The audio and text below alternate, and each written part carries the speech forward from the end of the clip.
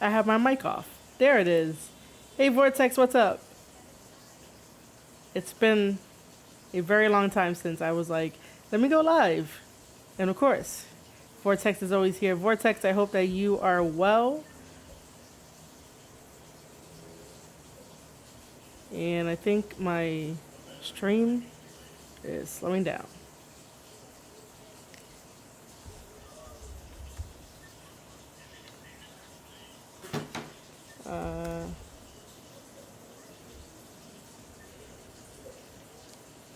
It should be good now.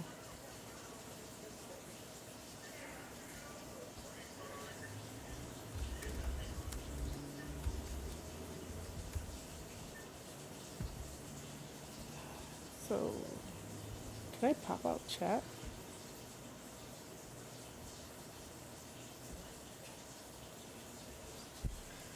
This is so annoying. Next time I'm leaving this in regular OBS. I am probably not going to use Streamlabs.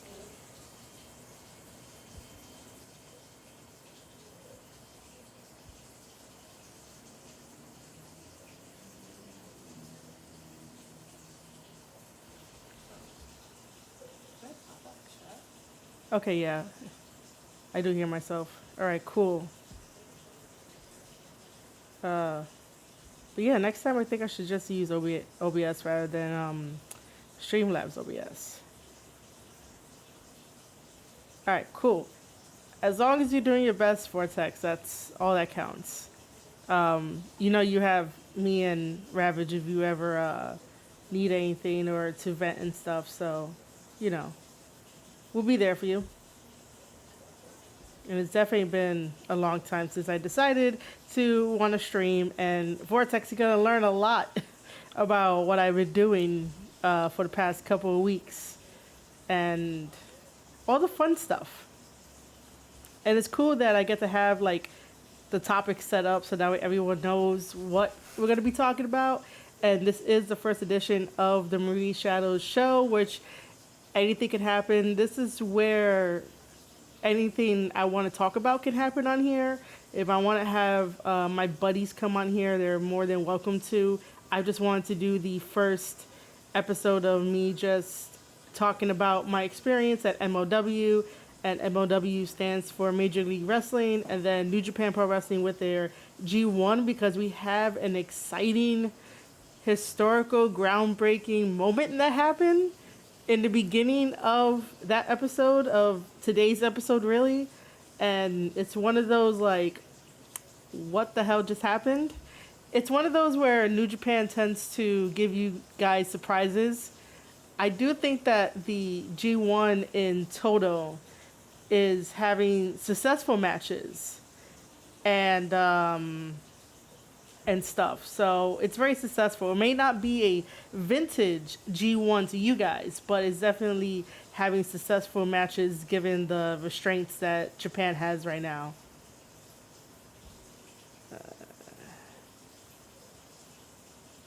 Yep. Yeah. I mean, I am like the right person to like teach about wrestling. I look at it and kind of dissect it like no one else. And of course, on the side, you can see the chat commands list. So if you guys ever want to know what the chat commands are, it's here. It's, you know, you can put it in the chat with the exclamation point following the word. I like to welcome everybody as well. Just make sure that they're all doing good before like I jump into the topics, and hopefully like I stay on topic. But yeah, you guys are not gonna get me to stay on topic. This is a very informal format that I'll be following for these live events that I do. This is the first one. I just have to work up the nerve to continue to do it. I feel a lot more comfortable just doing the regular podcast episodes and then appearing on other podcaster shows just to talk about wrestling. But overall, like, I got to get over myself and get over my thoughts and stuff, because sometimes overthinking just does not do wonders. So I'm a lot more professional when it comes to like me doing it by myself without a camera on. But this is definitely gonna be like unscripted and all puns intended, raw and everything like that. Uh, as you can tell, like all my thoughts are like scattered. I don't even have like a game plan for this. I just tend to do things because I love this business. But I just tend to do things that make me happy and stuff like that. Um, this makes me happy just talking about wrestling and having a platform to do that. And I definitely do not have a co-host. I do not know if I want a co-host. So if anybody out there might want to send me a DM asking for that, the answer right now would probably be no, because I'm so used to doing everything on my own where I can control it and dictate how I want things to go. That doesn't mean that I'm not open to probably having a co-host if you think that I might need one. I may need one, but at this time, no. But as I get more comfortable with this, I don't mind having a roundtable with my friends, and we do that, and we somehow try to do that. But yeah, it's just all about like reaching out and making sure that I'm not like overworking myself with all the podcasts that I have to do for my own show. So obviously, if you are a first-time person watching the Marie Shadow show and then trying to know who I am and what I do, so let's just get that out of the way, I guess. I guess we're still on the first one of like, welcome everybody. So I am Marie Shadows. I am a storyteller, and I was once a WWE employee. That didn't pan out, but it's all good. I got the experience. So now I basically do podcast shows. I have the Square Circle podcast that covers mainstream wrestling, such as AEW, Impact Wrestling, New Japan Pro Wrestling, MLW to that list, and even talk about my WWE days. Unfortunately, I do not add Ring of Honor to that because I really don't keep up with it at all. I know it's still around, but unfortunately, I just don't keep up with it.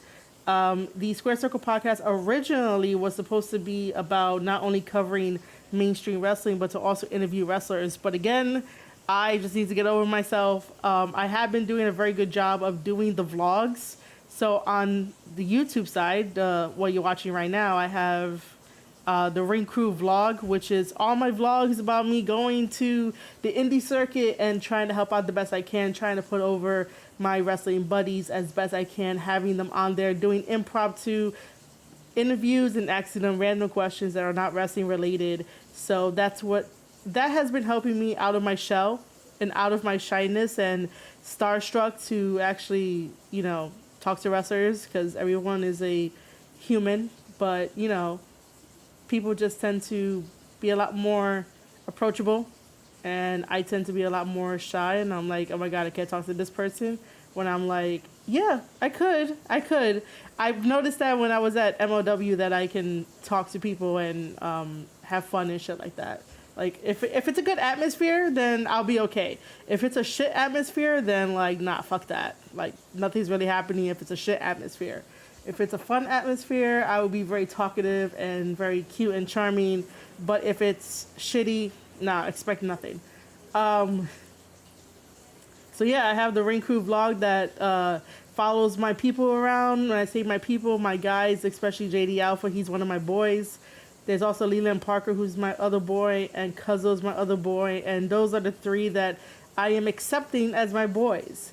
I would do everything and anything for them to try to get them over into the business.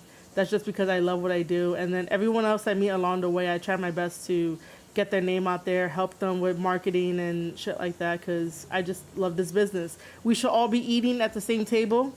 We shouldn't be trying to stomp on each other or trying to get over each other in the most fucked up of ways, and that has happened in the wrestling business.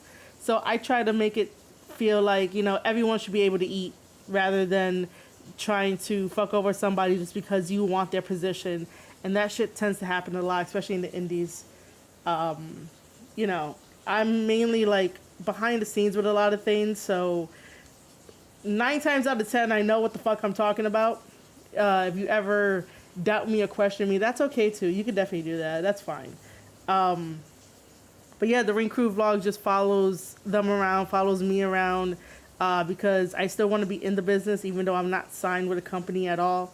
It was fun to be signed with WWE and getting those WWE checks. So, I just want that back. I just want that back. Let's see. Aside from doing the podcasts and the vlogs, I also write my own wrestling scripts, and I have that on ravagelands.com. There's a blog on there that has a couple of my wrestling scripts that there's one that WWE never wanted, and then there's other ones for AEW, because I believe AEW needs a writer system in some way, shape, or form, just because they need to have their priorities straight rather than like jumping all over the place. But that's going to be like a whole nother section for like a whole nother time. Because AEW just has like a lot of flaws that they need to fix and get over. And, it's happening slowly, which is progress, but half the time it feels like they take two steps. Hold on. Half the time they feel like, well, not they feel like, it feels like. Half the time it feels like it takes 2 steps forward and then like 4 steps back. And see, this is me stumbling over my words, so this is definitely like an informal thing. Like, I would have stopped this and like went back to edit and be like, just say that thing again, so that way it could be a smooth way. But, not many people tend to talk smoothly. For some reason right now I can't seem to talk. I could, but that's what it is. But I still think that AEW needs a writer system or something. And I'm not talking about like let AEW have the writer system very similar to how WWE has it, where it's so micromanaged and these guys are reading scripts. No, I've never felt that a wrestler should read my script and be like, hey, you got to say this or else. Like, no, who am I to tell a wrestler, hey, you got to say this or else? It's my job to guide the character. It's my job to make sure that the character is getting over, the story is getting over, the crowd is into it. And if we come to a place in the character's story arc where we went into a corner, that's why I would ask them, simple questions like, what are your strengths? What are your weaknesses? What are your goals? Because at least from there, you could bounce off and you can definitely be like, hey, we backed ourselves into a corner. Remember you said you had this weakness, we could probably insert that and make another layer to your character, because I believe that characters need to have layers. If they don't have layers, they're going to go stale, and it's like, what else can you do? But if we have a weakness that needs to be overcome, then you work on that, you add that into the storyline, and bam, you have a brand new, revitalized character. And that's how I've always looked at it. I've always looked at it as a means of making sure that the character is on the right path to what they want to tell, right? Because wrestlers tend to have their own stories, because they're humans. Like, everyone has their own story. Everyone, even if it's boring, you could try to make it like exciting. But every wrestler has their own story that they want to tell. And sometimes, the weaknesses that they have and they want to overcome that, that's always the best story, because everyone is dealing with a type of weakness. And, if you watch a wrestler go through their obstacles and how they overcome it, that could be inspiration for you watching it at home, getting connected with the wrestler and the character, that you could do it too. And I've always believed that good storytelling comes from a place of wanting to grow and wanting to make sure that, life is going to be hard, but it's the decisions that you tend to make can have it go easy or hard. And if you see like the characters on the screen doing it, and don't think dirty for what I just said, but if you see the characters on the screen if you see the characters on the screen overcoming their obstacles, then maybe it could just be like, you could do it too. This is why I don't tend to go live and like talk like this, because my brain tends to say the wrong things And then I stop and my brain is like, people are gonna like insert dirty joke here. But I guess my charm would be like, why you guys are watching. That's that's what I would think. So, but yeah, that's how like I've always saw like the writers thing to do. The writers thing to do. Yes, I've always seen it as like I'm there to guide the character. I'm there to guide the wrestler. I'm not so much there to be like, hey, read this script, because you know wrestlers did not apply for a TV show. Wrestling is a TV show, but it's not like heavily produced like the HBO shows, the Netflix shows. Like that's a whole different genre, even though it might be similar to wrestling anyway, but it's just a whole nother breed. So wrestlers, you know, didn't sign up to be the newest character on like, you know, your favorite TV show when you're watching a wrestling show, if that makes sense. So that's why I wouldn't necessarily give them a script to be like, hey, you got to read this or else. Like, no, it doesn't work that way. It doesn't do that at all. And I learned that even though AEW does not have writers, the road agents and the producers that help put matches together, that's sort of like their table of writers. But, you know, in the end, it's just not working out right because there's a lot of loose ends. Like, I know I didn't put it as a topic for like AEW, but since I'm talking about AEW, I guess I'll just dive right into it of like some of the flaws that would need to improve. One of them would definitely have to be like, you know, now we have the influx of CM Punk is there, and if you guys know me, you guys been following me, I am no longer a CM Punk fan. So like, you know, if I do mention him, it's only going to be in terms of what he's doing in AEW and stuff like that. Now we have Bryan Danielson, the American Dragon, who's going to have probably the greatest run, his last greatest run probably. And then we have Adam Cole that just came in, and we have these three huge names. And sometimes I feel like even though there's like this rotation of the roster, and the roster is so big that sometimes I think AEW fans forget that we have wrestlers who are there by appearance, wrestlers who are there that have signed a contract, and then I think I tweeted this out somewhere, but mainly we have like the ones who appear, they get paid per appearance. So they're not really AEW contracted because they don't have the all elite graphic to let us know that they are contracted, like really contracted. So technically, if you really think about it, to like the base fundamentals of like how many people are on the roster, it's probably not that much. Everybody says that's like it's like a high 100 and something, and that's because you see all these guys.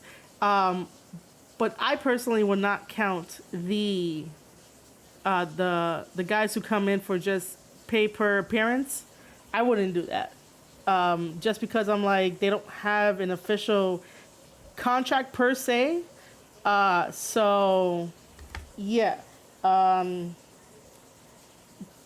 AEW has this rotation thing going on where like, if you're not featured on AEW Dynamite, you're either on Dark or Dark Elevation or Rampage. I used to watch Dark and Dark Elevation. No. I used to watch Dark. Dark Elevation, I'm not really touching it at all. But AEW Dark was cool in the beginning. It was nice. And then now it's just like, you know, these really long sets of matches. And I'm like, if I want to go to an indie show, I can see the same matches there as I would on Dark. Meaning the amount of matches that they have set up. Lately, it's been looking like it's been shorter because they're on the road. But like during the pandemic, it was like 16 matches, maybe 20 matches, and I'm here like, if there's nothing going on, meaning like no story, no, I guess prep to like take this to AEW Dynamite, then like I'm not gonna be interested because if it's gonna be matches, at least, make it exciting. And if I wanted to see 16 matches, I would definitely go to an indie show. I don't need to see it on YouTube and stuff like that. Also, the thing about keeping the shows on YouTube and not really advertising it, like, I think it's a big missed opportunity. Now, yes, AEW has been promoting AEW Dark, Evolution, and Rampage. But let's just stick with Dark and Elevation for what I'm about to say next. YouTube is not a really good measurement to think that people enjoy Dark and Dark Elevation. It's not like a standard to have like the measuring for if people enjoy it or not. Yes, I do see on my timeline a lot that people enjoy Dark and people enjoy Dark Elevation, but those same AEW fans need to remember that not everybody is on YouTube watching 24/7 wrestling.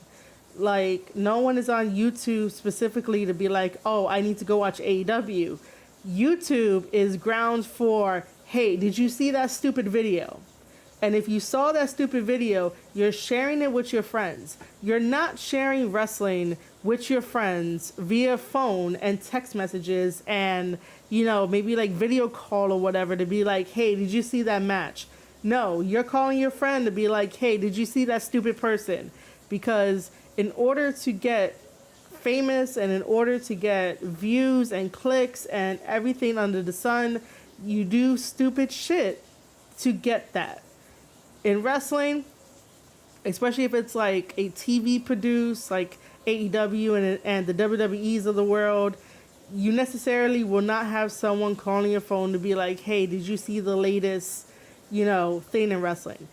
It may happen. It can happen. I'm not saying that it won't, but let's just say that like 95% of people in the world are on YouTube to watch other things other than wrestling. So the 5% on Twitter that is always like, oh, just watch it on YouTube. Just watch it on YouTube. You do know there's other things to do on YouTube other than watch wrestling 24/7. You can watch wrestling 24/7. Not saying you can't, but let's not use that as a way to be like AEW is putting on best hits on YouTube. And we could think of YouTube as like how can I say this? We could think of YouTube as like the fundamentals of like how to grow as a wrestler. But I will only say that if you're willing to make content rather than just wrestling and having it on there. There's also that other narrative too that if it gets a good reaction on YouTube, then, it's grounds for putting it on AEW Dynamite. And I think that's a really unhealthy way of looking at it because technically, yeah, the wrestlers that they signed to AEW are all indie wrestlers and they're learning the TV way.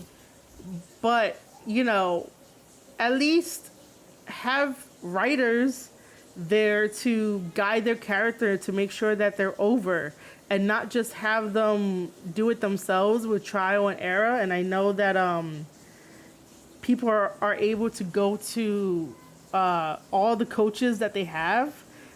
But if you don't have someone like myself who doesn't wrestle, I've tried wrestling, it's not for me, and I've accepted that.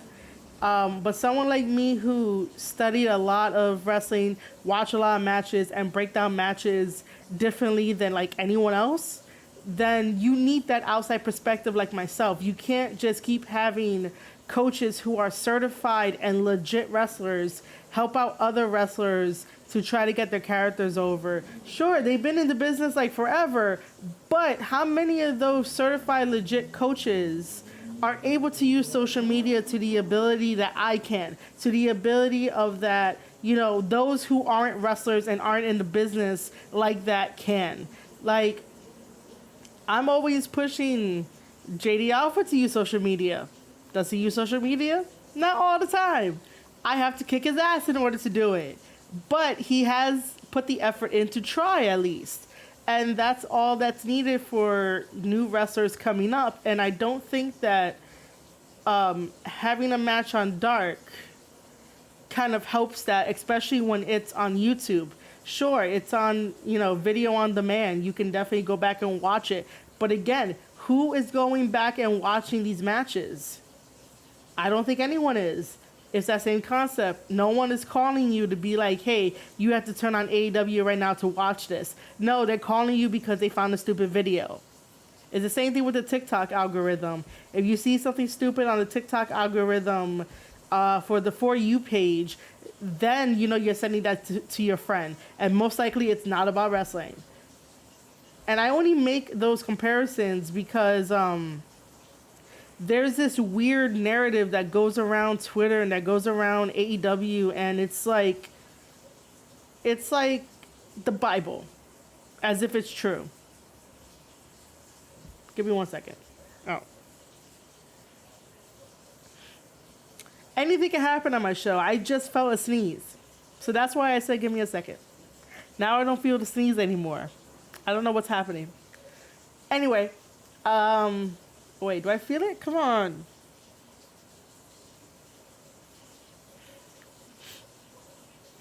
Marie Shadow problems.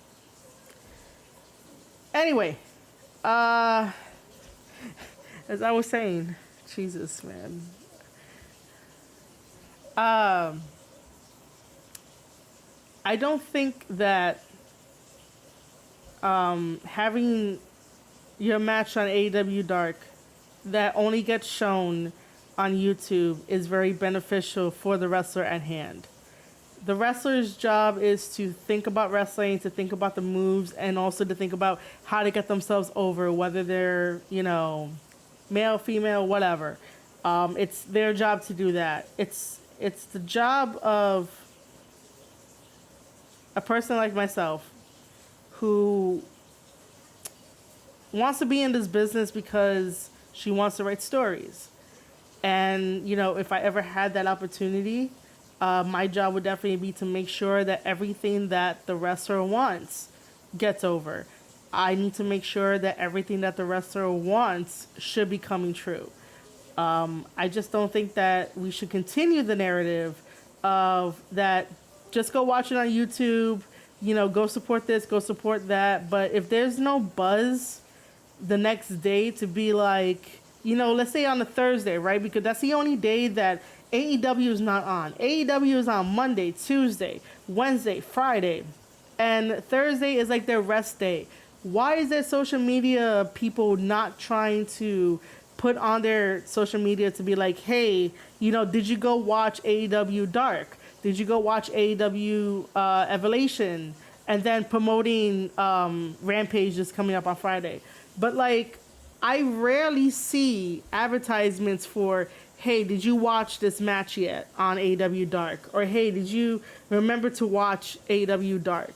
You know, have some type of campaign for reminding people to go watch it so that way the numbers can increase and the algorithm can increase. But I barely see any of that. I barely see any money put into YouTube for the ads for AEW Dynamite. And my YouTube is filled with like wrestling content because I have to keep up with like New Japan Pro Wrestling. I have to keep up with MLW and I have to keep up with other companies. But, you know, those ads that get played on the YouTube videos, I never see AEW. So AEW, with all the money that you guys are getting. You know, why are you not putting at least some of that towards YouTube ads and ads everywhere?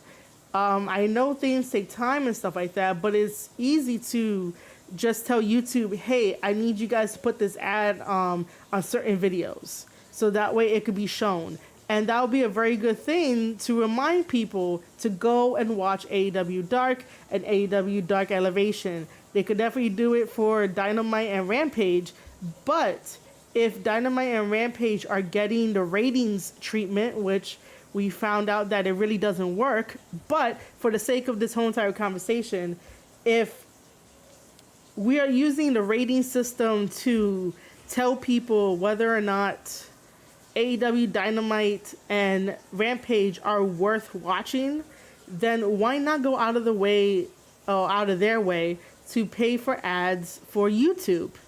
Because, you know, there's a lot of people on YouTube. A lot of people. And why not get those eyes on the AEW product? Why does the AEW product only have to have the eyes of the hardcore fans? Now some of the casual fans that are coming over, because you have Bryan Danielson there, you have Adam Cole there, you have CM Punk there. So those casual fans are coming over, so they get more fans.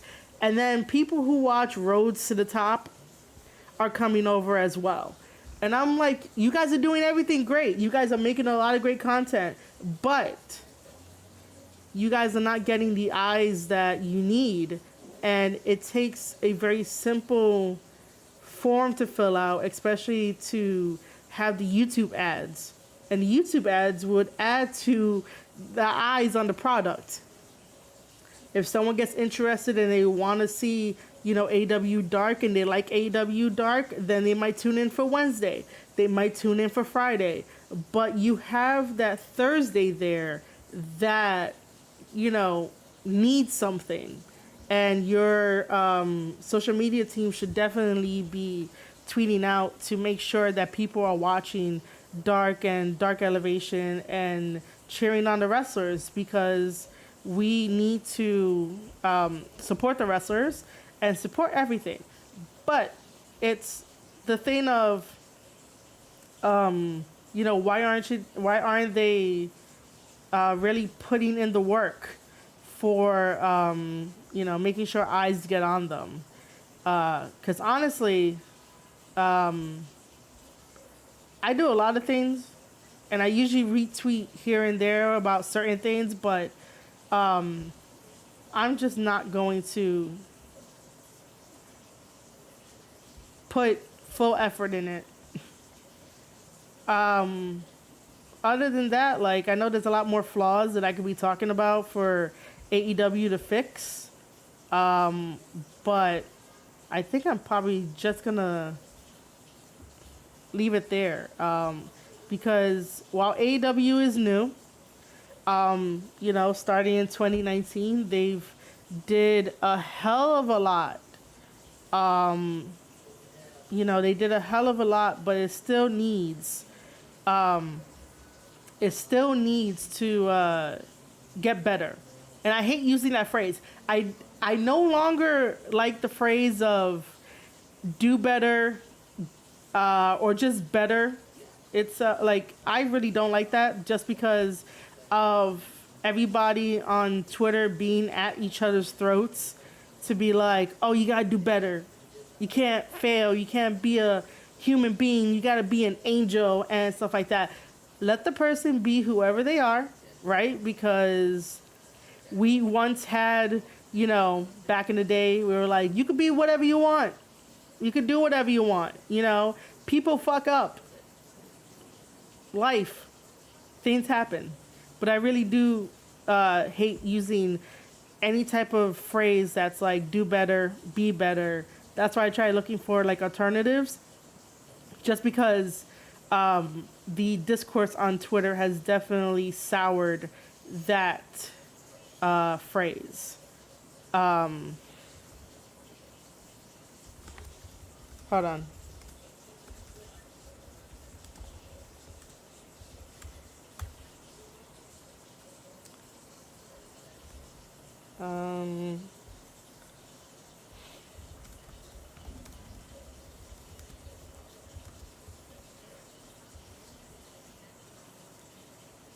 So we talked about AEW. I should have put AEW up there, but I was like, there's no news for me to really cover about AEW. And then bam, look, I found some flaws, and that's what I do.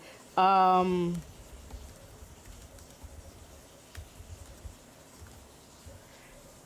tend to find flaws in, like, the things that I love, and I give suggestions on how to make things better, and stuff like that.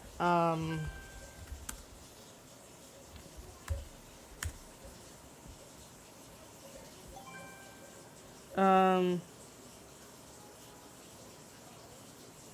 hey Kyle, what's up? No problem, man. That's cool. I'll be here for a while. Vortex said, agreed. People spend quite a bit of time on YouTube watching a variety of content, promoting AEW, etc. via ads on the platform, and social media will get the word out and more people will know about it. Yep. Totally right. Totally right for that. Like, I just wish that, to me, it sort of feels like when AEW was formed. So, like, if anyone out there wants to, like, start up their own business and they take business courses to teach them how to do that and everything, they always tell you that you need a business plan. It's usually called a business plan or like a business proposal, and it's a bunch of pages. And on those pages, you write exactly what you want this business to do. You outline every single thing that's going to happen, even, the budget and the money and what you see you guys in like 5 years and maybe 3 years and everything you want to accomplish, right? So you have this like thick little booklet of like your business proposal, and you're like, this is what I want. I want this into the world. This is my business plan. And it just feels like AEW didn't do that. AEW is winging it. Sure, they might have some people with some business knowledge because they're with TNT after so many years, 20 years. TNT has wrestling back on the cable. The last time they had wrestling was with WCW, and that shit crashed. That's why we no longer had anything to compete against WWE. But now that we have AEW, it really feels like they're just winging every single thing. And sometimes you need a plan in order to make sure that you're on the right track. And this goes back to me wanting to be a writer and making sure that these wrestlers that I interact with, make sure that their character is on point. Not every single wrestler is creative. I will say that now. Not all of them are creative. They all have the ability to be fantastic in the fucking ring. And that's great. But if you need help with promos, I can help you with that. I have been trying to help out my buddy Big Cuzzo with his promo training, but I haven't gotten around to be like, hey, come over to the house, so that way, I can help train you with that. And that's not to say that, he sucks, but sometimes, people need help, and I don't mind, doing the one thing that I love to help out, the guys that I appreciate that put their lives on the line for me to, wrestle and stuff. Hey, Patrick, how's it going? Patrick is a longtime friend of mine. I miss him.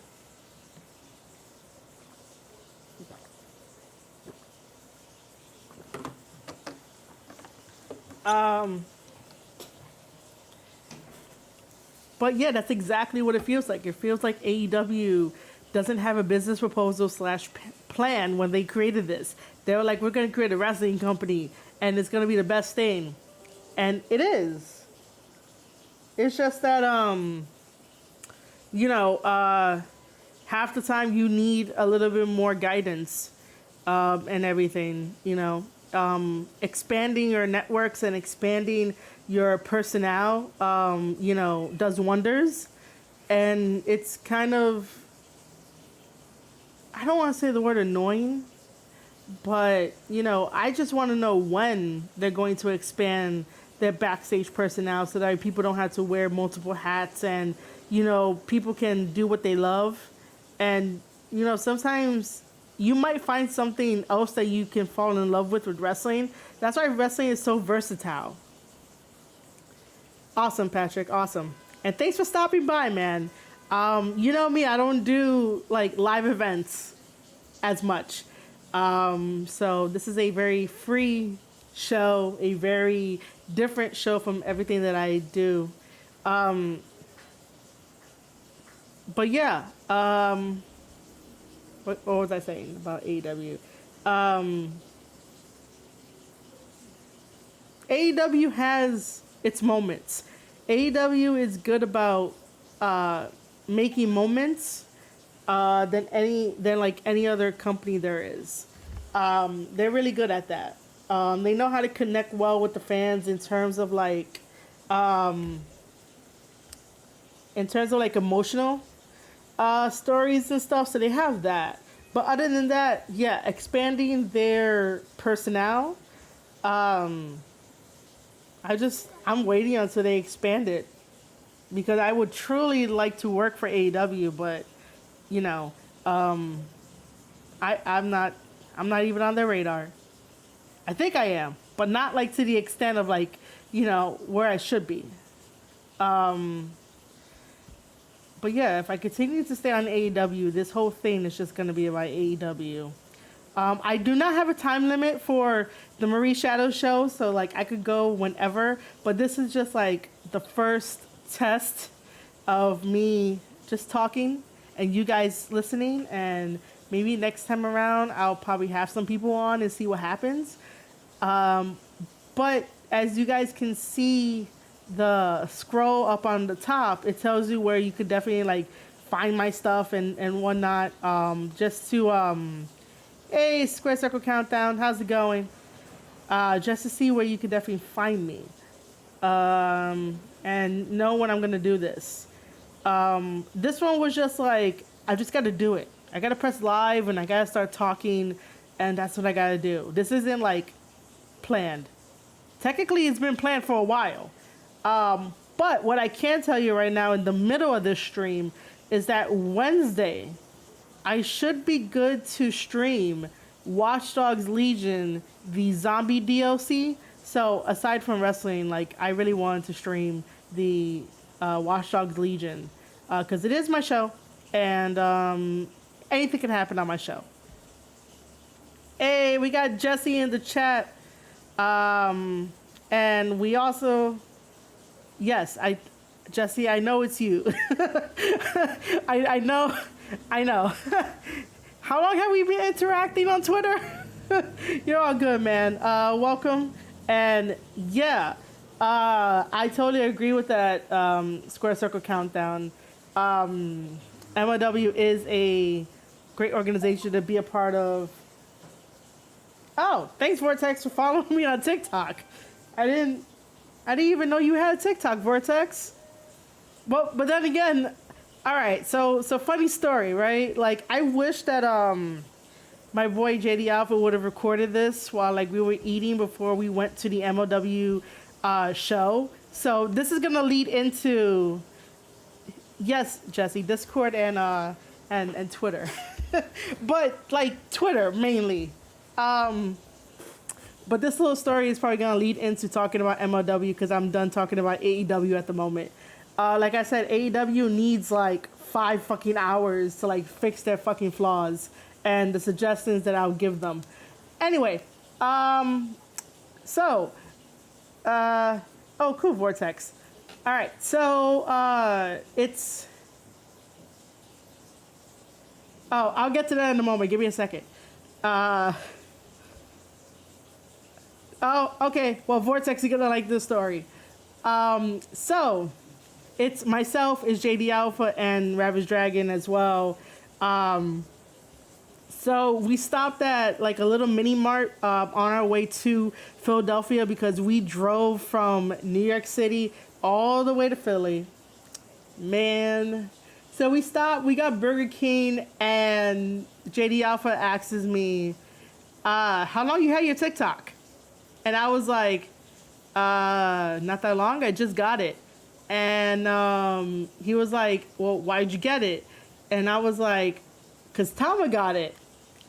And he gave me the only look. And I started cracking up because Ravage Dragon, who is my boyfriend, he got his for like a while now. And yeah, JD Alfred is hilarious. He has his moments. So Ravage Dragon has had his for like, a good while. And the only reason why I didn't want to get it at the time is because he kept showing me really stupid videos that I was like completely turned off. And I was like, yo, I don't want TikTok. I want nothing to do with it. And then like, months ago, I was like, oh, maybe it can help me with content. Maybe if I put up my wrestling content, I'll get known more. I'll get more followers. I'll put myself out there. And that's exactly what it is. And so Tama has it. And I was just like surprised that like Tama has it. And every time that Tama promotes his damn TikTok, he forgets about it. And for some reason, Tama has like ones at the end of it. So I went to go search TikTok and I found Tama's TikTok and I was like, oh, cool. Of course he has more followers than me because he's Tama, but I got it because of him. And I'm here like, oh man, like I should have got it because of Ravage Dragon, but no, I got it because of Tama. So yeah, we had that little exchange about like, why I got it and like who made me get it. And it was Tama, other than Ravage. So after that, we get back into the car and we drive to MLW. And we got there a little bit late, so like I didn't get all of the media press scrum and stuff like that, but I did manage to get the video of Hammerstone and doing that, which I probably should play that for you guys in a little bit. And Myron Reed was there to take questions too. I couldn't get in any questions because I didn't know like who was gonna be there. Like they didn't give me a list beforehand to be like, oh, these are the guys that we're gonna have to be there. I do know that I felt really bad because even though I said some facts on Twitter about why Jacob Fatu is going to retain the title, spoiler alert, sorry, I'm not going to say anything else, but, just siding with Duke. If you guys don't know, Duke has his podcast called Duke Loves Wrestling podcast. I was on it. I should know this off the top of my head. But yeah, I sided with Duke on the main event, and now I feel bad because I felt like I talked shit, and now I'm gonna have to make a podcast about it and be like, I'm so sorry. But yeah, basically it was to the point where I sided with Duke and saying that Hammerstone has the National Openweight Championship title of MLW. And I was like, well, anybody can win that belt. It takes skill and company faith for you to be the World Heavyweight Champion of MLW. And then I followed it up with, I think I chose violence that day. And I think I did. I chose violence. But other than that, Square Circle Countdown has a question. Which match did you think stole the night this past Saturday? Wow. So this past Saturday was MLW FightLand. You guys will be seeing the main event on Vice. And then I think you guys are seeing some other matches too that same night. So October 7th is when you can see the main event. Do not skip the main event. The main event is probably the best match on the card. It was really good. I enjoyed Davey Richards versus Bobby Fish. That was a really good match. Davey Richards versus... because I think Davey wrestled twice. Can't remember the first guy, but I know like Bobby Fish was great. You know what? I have my notes, so I can look through my notes. What am I doing? What am I doing, man? Give me a second here. I got like so many messages. And yes, I will not give you guys any spoilers. MLW is like freaking amazing. The only thing I would have liked if they would have told us that they were doing MLW FightLand tapings and then also MLW Fusion tapings, because I was getting confused. I was like, what are we doing? The crowd was like completely dead for like some of the matches. Other matches, they weren't like so dead and everything. But, oh, that's right. Davey Richards versus Tom Lawler. That dude. That was okay. I think I like Davey Richards versus Bobby Fish a lot more than Davey Richards versus Tom Lawler. Let's see. Oh yeah, I didn't write the rest of the stuff that happened. Yeah, the Fatal 4-Way did steal the show. It's great seeing Tajiri back into the ring. He was a good added bonus to that. Yeah, I didn't really write everything because I was like too focused on like, you know, what was this? Because like I said, it was really confusing on how they did the fucking format. But it was super cool to like record the interviews, and then like I almost accidentally messed up someone else's interview. Luckily, nothing bad happened. But yeah, I almost messed up someone else's interview. Yay, go podcaster life. Like that seems like, you know, the thing to do. Luckily, the chick didn't like get upset with me. When I say chick, I mean Candace. Luckily, she didn't get upset with me. I don't know if she's gonna join the stream just to be like, hey, what's up? But yeah. It was awesome to see him wrestle in ECW arena again. I got to see him wrestle in ECW. Wow. So you must be old. I kid. Yeah, there definitely was a lot of dead spots between the matches. That's why I was like so confused with shit like that. And then while I do this, I want to, what do you call it? I want to show you guys the interviews, because I could do that. So while I still talk to you guys, I'm just looking to show you guys the interviews. What do you call it? Oh yeah. So, you know, Sean Ross Sapp never got back to me about like what injury TJP has. TJP is fine. Like, this guy was not like walking around or limping or anything like that. 38. So TJP is fine in injury. Nicole Savoy was the one that broke the silence on like what actually happened during the show, which was super weird. So like she had a really good match with Holly Dead, and I guess at one point during the match, Holly Dead like kicked her so hard in the sternum that like at the end, I guess after when, spoiler alert, Nicole won, you know, she was left in the ring, and there was this like really awkward atmosphere, this really heavy atmosphere. And we were like, what the fuck is happening? Why is she still in the ring? The doctors come in to check on her, and they call the ambulance and they take her to the hospital. So luckily in her tweet, she said that it was just a bruised sternum and like nothing else. And that's a really good thing. Sean didn't break that. Nicole broke that. And then the other injury was that, well, it could be a possible tweak.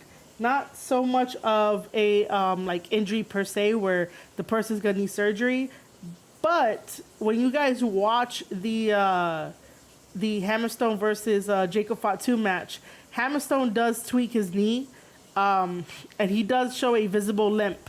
And you know, he tweaked his knee on a move that he does every single time.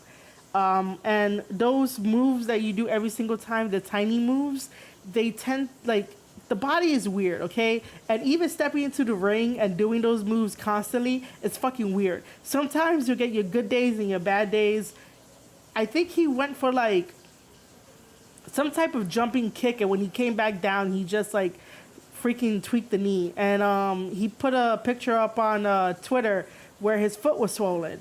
And, you know, most likely he probably just needs to like elevate it and stay off it for a while, and he should be good. I don't think he needs like any type of surgery. But again, Sean didn't break it. You had Nicole and Hammerstone breaking their own injuries per se. And, you know, half the time I really think that if you are not at the show, if you are not covering the show, then don't comment on things you don't know. Other things that are legit, I will confirm. Other than that, if you're not there and you have your buddies there, like, you know, wait until the official word of the wrestlers, so that way the whole stigma of like the dirt sheets can like go away. Like, there needs to be some type of fucking credibility when it comes to like reporting on stuff like that. But then again, I'm in a different boat because I am not going to go to my wrestler friends and be like, hey, give me the latest scoop, you know? I'm not going to do that.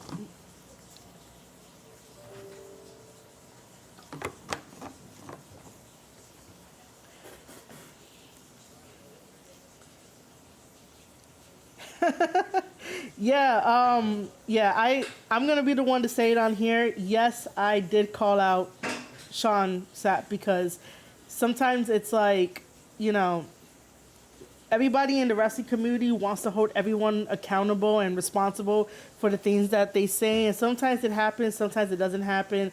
But especially like if I'm there live and you just want to throw it out there, you want to just throw it out there just because you don't like the guy, like at least show me evidence, at least show me proof that, you know, TJP did get injured.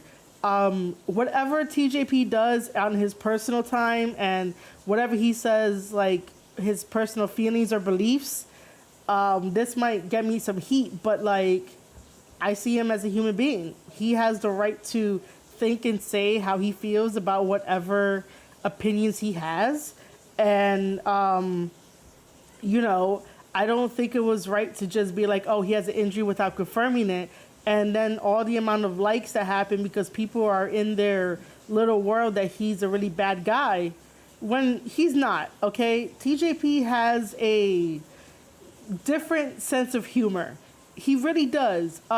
If you guys really pay attention to his promo skills, you can hear it. It's laced in his words and his tone and stuff. Like, I noticed it immediately when he was talking about his upcoming match with Davey Richards for one of the MLW tapings like 2 weeks ago that I saw and did a podcast on. And the way a person talks, their tone, their cadence, the words that they choose, you could definitely tell what kind of person they are. It takes a little bit of training to get used to it and stuff like that. I picked it up just being around wrestlers and just listening to people and not really talking so much. And sometimes, like, you know, I do tend to overtalk. But other than that, like, if you pay attention to how they conduct themselves, will give you a good idea of what kind of person they are. I don't think TJP is a bad guy. Whatever TJP does, like I said, in his own personal time or whatever he says, it's on him. I go by the motto or the mantra, whatever you want to call it. I go by the, you know, as long as he treats me with respect and I treat him with respect, and we're not like at each other's throats for something stupid, we should be okay. Because I don't think that, you know, he'll do harm and shit. Like, there's a lot of people on Twitter that would just get on him for the sake of getting on him because because what he believes don't fit their narrative. But aren't we supposed to be accepting of one another, right? Even if we have differences? Like, I accept people that have a different opinion on wrestling than I do, but there's certain things that they tweet out or say that I'm like, oh, I like that. Oh, I could support that. Like, whatever happened to trying to understand other people's differences and, you know, just wanting them to be happy in the end and just letting them do what they love. And this wasn't supposed to be turned into like, you know, me defending TJP, but it's just an example of like tweeting something out that's false just to get the likes based on the fact that you don't like the person at all because he doesn't fit your narrative of what you believe. That's like, okay, sure, you know? Example, I don't like pineapple on pizza. Are you gonna sue me? You shouldn't, because I'm fucking poor. But, you know, I just don't like pineapple on pizza. That doesn't mean we can't be friends. But then again, I am half Italian, so that's like a no-no. But yes, I did call him out for that because it was fucking stupid.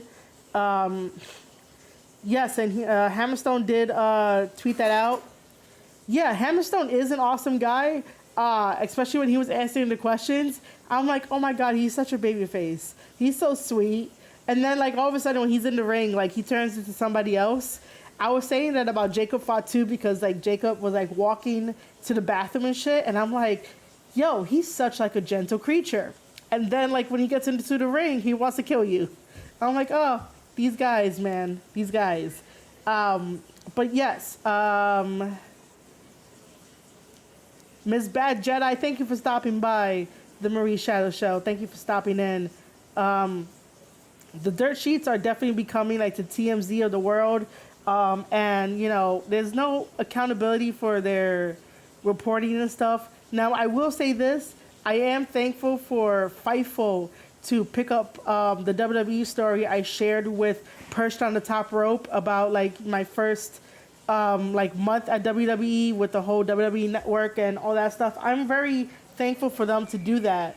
But I'm only going to call out bullshit, especially when I know that if I'm there in person and I'm there live and I'm live tweeting, then, like, you know, you should listen to me.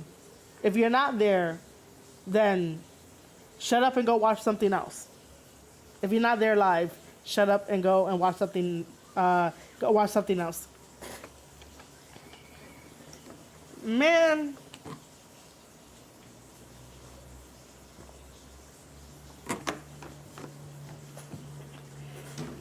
Jacob Fatu did a freaking springboard moonsault like a fucking luchador, and I popped. I really popped. I was like, oh my god, what is this? Like, I could see him do a moonsault a million times, but like to see him do a springboard sort of moonsault, man, I was just like, yo, this guy, man, this guy is great. And he's like young too, so it's like, you know, amazing. But yeah, I should definitely find you those videos. And I should definitely like take a break in a little bit. I have no idea what I'm gonna put it as. Is it gonna be media source? I suck at live streaming, by the way. Like, you know, I don't do this often.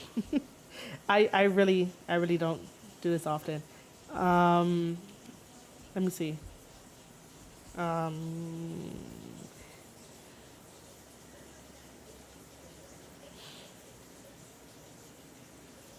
I did not get there yet, but thank you for telling the world. Yes, Jacob Fatu did hit the Van Daminator, but Ms. Bad Jedi, we're getting to the G1 in a little bit.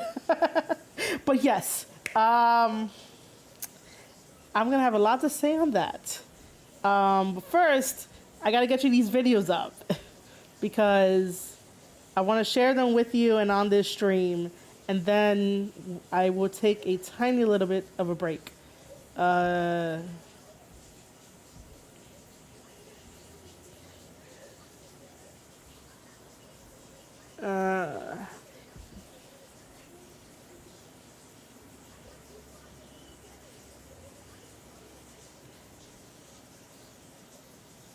Of course, I'll let you know. I'm just not used to it as much. So wait, is this gonna start playing? Show nothing when playback is here. Oh, I'm using Streamlabs OBS rather than OBS, but if I ever need help, then yeah, I'll let you know. Okay, so maybe it's not media source. All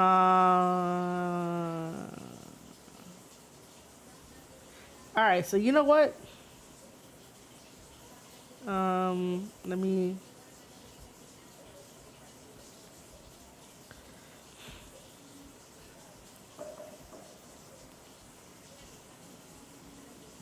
Let me do this instead. All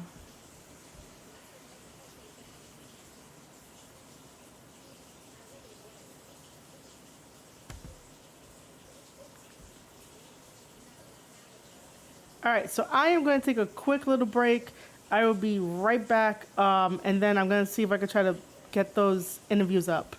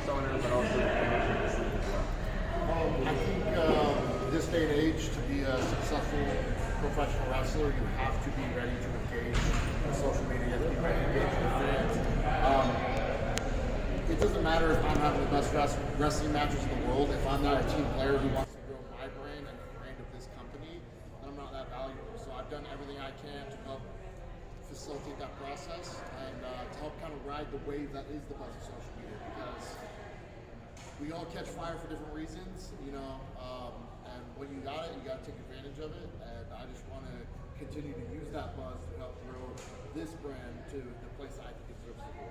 Definitely a trendsetter and trailblazer. What do you feel like you brought that until your hair down?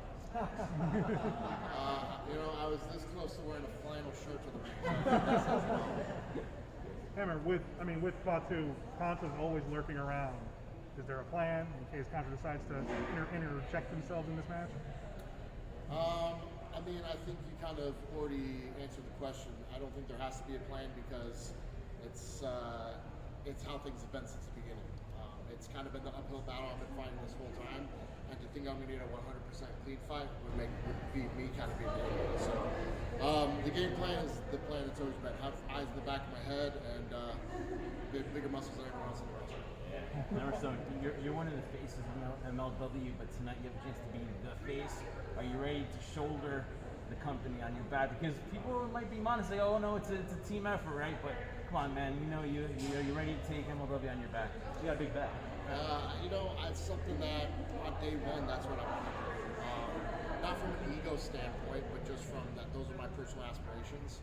So, honestly, I'm ready for the challenge. I think my biggest concern is getting the security with 2 championship belts. When you win the world championship tonight, are you willing to unify the championships or defend separately? You know what? I'm a big believer in not hoarding opportunities. I'm gonna have to cross that bridge when I get to it. But whether I want to maximize the championship opportunities for everyone in this company. And we have a lot of really hot young talent come in who are hungry to get their opportunities. And so I can't say exactly what I'm going to do, what decisions are going to be made, but I definitely don't want to take a championship belt off the table for people that are vying for those opportunities. Alex, Steph Kelly is here tonight. You mentioned you in a recent interview about how he's kind of you're on team with the wrestling. Coming from the aspect of that and being a part of that dream list for wrestling, how does it feel to be that, and then also the potential of maybe wrestling Alex Shelley down the line? I mean, it's a huge honor. The first time I met Alex Shelley was actually probably about a year ago, and he gave me that reaction very genuinely in person.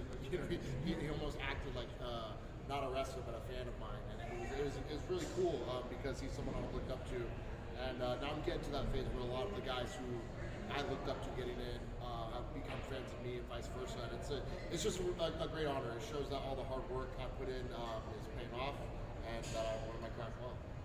So you're definitely in great shape. You said you've worked really hard, 2 days in the gym, getting ready for this moment too. But when it's all over, your team is raised and both titles. What's going to keep the shit tonight? I haven't had a drop of beer in over a year, so I gotta say, we're either gonna have. What type of beer? I don't know. Is Kill Lifter popular in this part of the country? Who knows? I don't know. Whatever it is, it's just a vessel to getting drunk. And whether that's a drunk celebration or a drunk pity party, I think it'll probably be happening whatever they're happening in the match. Listen, you're the A side of the main event. The B side is Fatu, the world heavyweight champion. What do you think is going through his mind, looking at you coming in as a hot challenger to his best?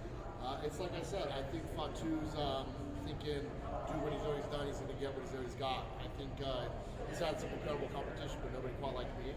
I think he's looking at this as just another title defense, while I'm looking at it as the most important match of my career today. And those two outlooks are going to weigh heavily on our preparation, on our mentality, and our execution that's put forward in this match. And that's going to be the key difference for why I think I can be Fatu tonight. You had to ask. Oh, go ahead. There's a lot of great talent right now. After you obviously beat Fatu tonight in the ring, who's next on the list on your Hammerstone short list for the series?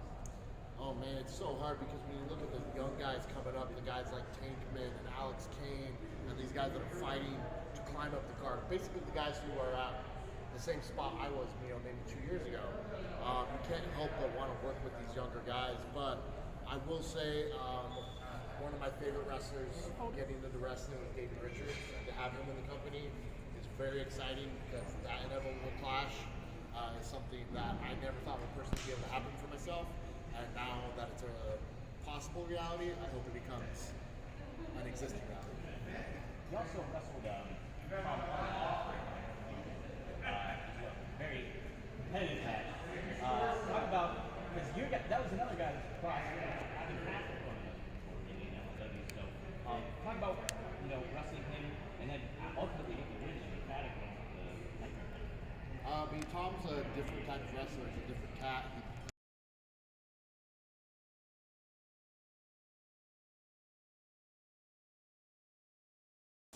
Okay, we have that. That was the end of that little mini interview.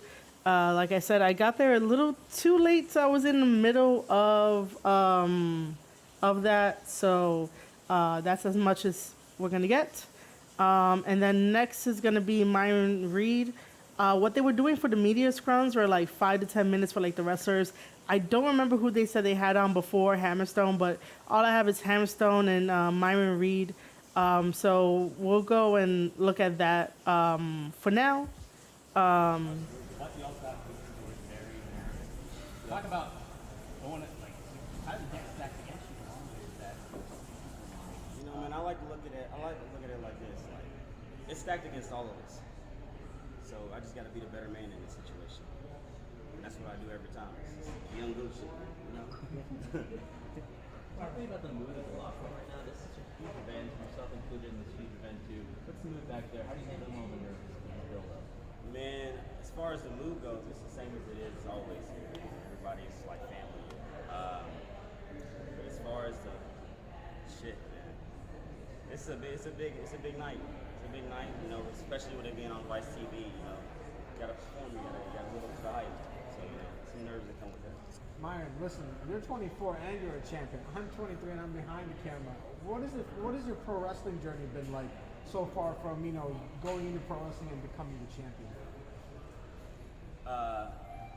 Shit, I'm 25. Oh, sorry. But yeah, It I says just turned 25 25 this year. 24 on your... Yeah, I just turned 25 this year. Yeah. That's how you look a year younger. But honestly, like, it's been a long journey. It just shows me that like hard work really pays off. Like, as long as you're believing in yourself and working hard, like literally it doesn't matter what age you are, you can do anything. Now, it seems to be the case that whenever, whether MLW or outside, people show up and like, I want to wrestle Myron Reed, I want to wrestle Myron Reed. What's that like to kind of be one of those guys that people come into a company to want to wrestle? Man, I don't want to think about it like that because I'm still trying to fulfill my dreams. I don't want to, Okay. It's like, no, man, we need you to fulfill everybody else's dreams of wrestling you. You know what I mean? So I'm still in the stage where I'm still trying to fulfill, my dreams. Still trying to hit that peak.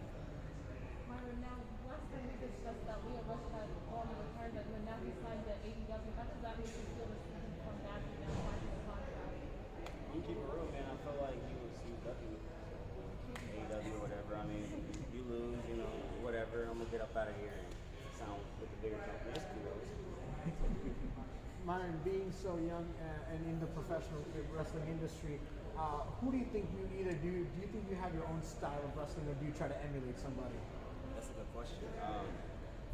I've been doing this for almost 6 years, so like I'll probably say like the first 2 years it was more of like just wrestling your idol. So you're like, shit, I wish I would play them.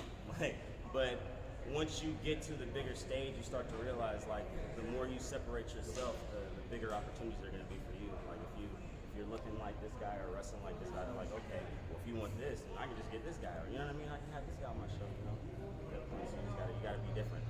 It's definitely a must. A quick follow-up, the term middleweight is famously associated with the former MMA champion Anderson Silva. Do you look at him, to in a sense emulate his stances because you are the MLW middleweight champion?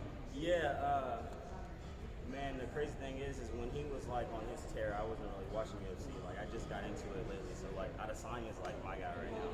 So like I'm like that guy's the man. Like if I can be half the guy he is, like I'll be good. So, just like Adesanya, are you big into anime? Not really, but like one of my friends turned me on to it, so like I started watching this, like it's called like Bakuhan or something like that. Yeah, they just came out. I don't know how I feel about it though. Like the first couple episodes were like weird for me, but like after that it's like it's slowly getting to me. I might have to go. With the outlook up tonight, is there anyone in particular you're keeping an eye on, or you're keeping an eye on the tournament? Man, there's so many good wrestlers in that tournament, bro. Like I just want to wrestle all of them. Like I wanted to show what I can do against anyone. Like different styles, same style, doesn't matter.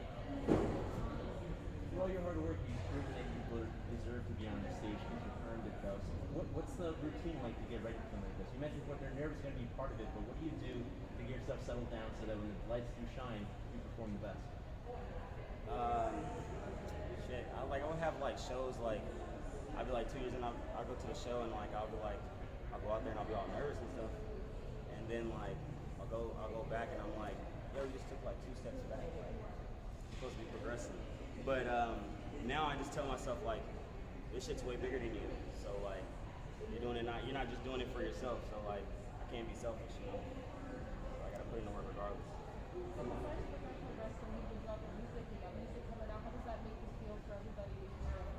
It's awesome. Like I'm just doing everything I love to do.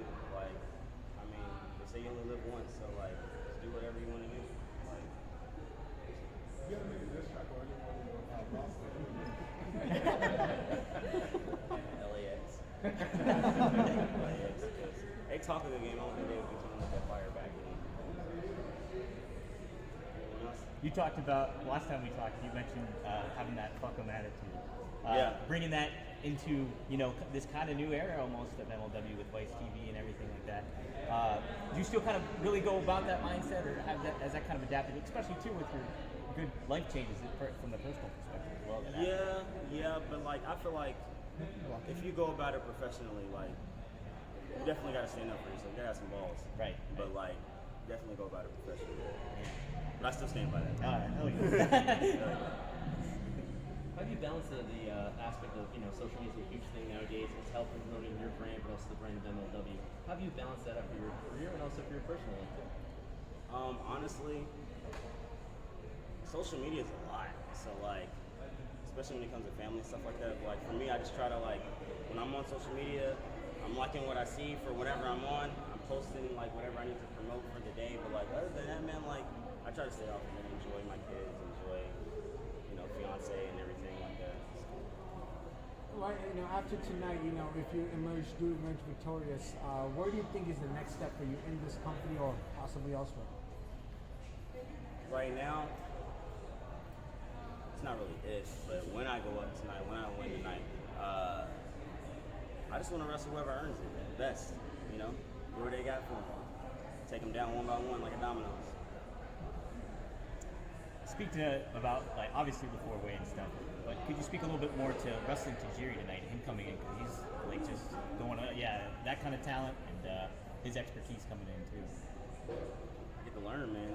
That's the biggest part about it. Like I'm super excited to learn tonight. That's the biggest thing for me. Win and learn. You know, not lose and learn. No. What's the biggest learning lesson you've had since when you started to where you're now? Confidence. Confidence is the biggest thing in wrestling. Like, you can be a okay wrestler, but if you got confidence, people are gonna think you're good. You know, it's how you go about things. So that's really it. Do you go by the mentality too, kind of, not just for you, but others, like to kind of fake it till you make it too? It's like just, hey. Absolutely, yeah. That definitely goes along with confidence. Like you just gotta believe in yourself. You might not have it now, but you gotta, in your head, you gotta believe you're gonna one day have it. You gotta manifest that. So like, that's very important. Listen, you're in tremendous shape. You obviously trained yourself a ton to get ready for this. Yeah. I've asked everybody here, what's the cheat meal after the event's over to kind of celebrate your victory? I mean, I ain't gonna lie to you, bro. I eat cheat meals every day. What's the specific one for tonight? Everybody keeps telling me Philly cheesesteak, so I think I'm gonna have to try it. I'm not from here. Like y'all probably like, man, I'm tired of this. Yeah, I'm not from here, so I'm definitely gonna give that a shot. You know from where Gino's cuts? I know a lot of people like Tony. Honestly, don't know. I'm looking for recommendations. So Jim's on South, and Tony Luke's is good. Those are my two. I heard about Jim's. Yeah, Jim's on South. So do you have top influencers that you'd like to promote? I'm gonna name all the popular ones. I want to work with Kanye. He's a producer himself. Donda. Yeah, definitely. Like he's doing shit for Playboy Cardi and all. Definitely. Metro. TV1. Listen, with your, like, you know, with what he said, following up with the, how important do you think building your brand outside of pro wrestling is with your, with you being so young? It's a learning experience. It just teaches you how to run a business. Like, for me, it's important, super important, because like wrestling's my job. So like, I got to take it super duper serious. Like, I quit my job like a year ago for a reason. So like, it's like I can't slack. Who's gonna pay the bills? Talk about your passion of wrestling and music. I love doing what you're doing, two passions together. How does music and wrestling always have to be together for you? Yo, like, so when I was younger, before I even started wrestling, I was like doing backyard wrestling stuff. But like, what inspired me to do that was watching music videos of wrestling, whether it was wrestling, other backyard wrestling, or if it was like PWG or something like that. Like, that's what I was watching. I was like, I was already a wrestling fan. Like, I gotta do this. I thought that you just had to be super jacked and go to the WWE. But once I found that, I was like, okay, I gotta start from the bottom, but get there one day. What video games have you been playing recently? I'm gonna lie to you.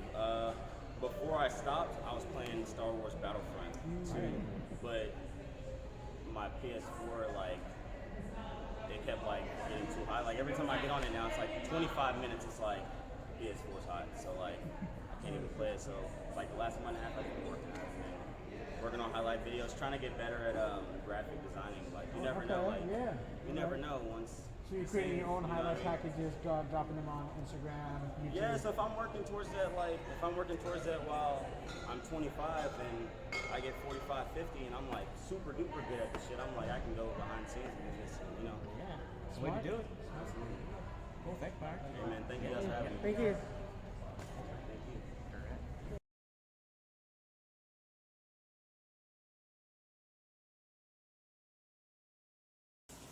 All right. I forget how long those things are. Like it felt a little bit longer. I can't hear it. It's not playing through like my speakers, but I know you guys can hear it. But other than that, of like the two interviews I was able to catch, it was nice to actually meet Alicia Atut as well, and you know just tell her that I'm proud that she's got into the ring and learned how to wrestle for like a little bit and stuff. So I told her that just because. And it was nice just talking to her for like a little bit. It was cool. I have a picture with her. I put it up on the Twitter side. I also took a picture in front of the ECW mural where it's like it's in the men's bathroom, but everybody goes into the men's bathroom in order to take a picture of the wall there. And I thought it was like where the locker rooms are at, but no, it's in the men's bathroom. Overall, the experience working with MLW has been fucking great. Everyone was cool. JD Alpha knew everybody. Of course he does. And one day I would like him to wrestle for MLW as well. You know, there's people that I knew that was there that were managers and wrestlers. It was great to hang out with Homicide again. Homicide is a cool dude. And even hang out with Julius Smokes. He's also cool. There's also Tristan Tai, who's part of Contra. He's also a good old friend of ours, and it was great seeing him because I miss watching him wrestle. He's a really good, talented, professional wrestler who's of Asian descent. You know, for me saying that he's a longtime friend, I don't even know what exactly he is. But then again, if his name is Tristan Tai, then I'm guessing he's like Thai. But don't quote me on that. But he's a good person either way. I like enjoying the time that I had when we were all together years ago, wrestling for different companies here. But like I said, I don't wrestle, but I follow these guys. Yeah, there was some pretty cool guys there. Square Circle Countdown was definitely there too. Our meeting was kind of interesting, where we sort of like looked at each other. We were like, "It's you, and it's you," and it was like, "Yeah, we were there."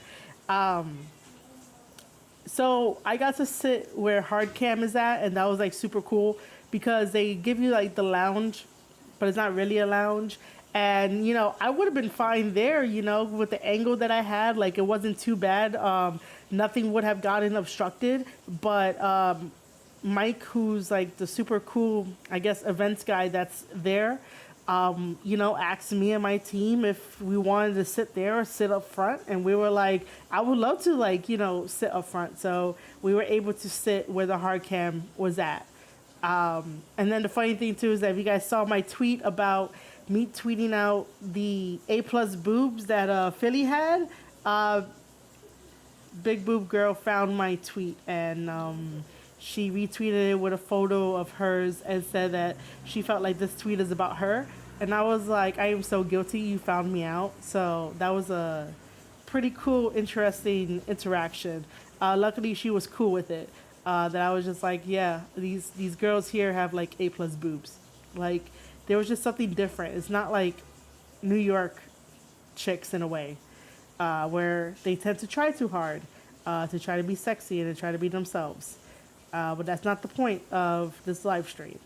But other than that, the MLW FightLand taping experience was definitely something different. It's very different from AEW, and I went to the Dynamite in Newark. By the way, the Prudential Center is the most stupidest, suckiest center around as a venue. Really stupid.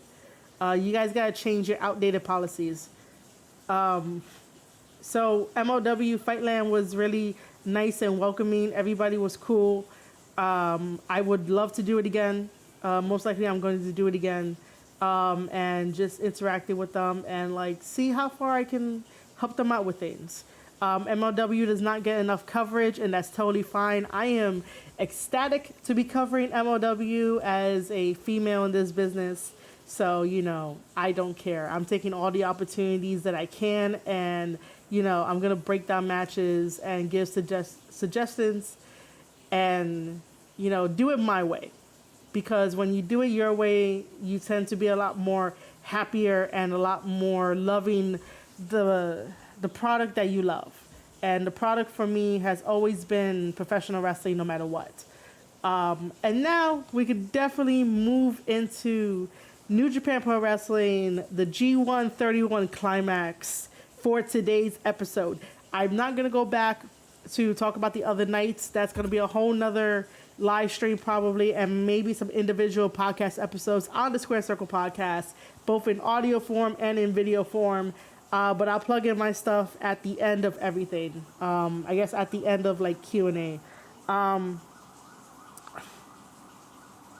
Man, did New Japan decide that this was going to be the night that they decided to put it for free? Yes, ladies and gentlemen, you did not have to get a subscription to New Japan World. If you guys go over to njpwworld.com and get a subscription, it is $9.99 a month, and it's definitely way better than the WWE Network. So, this time around, you could have watched it for free.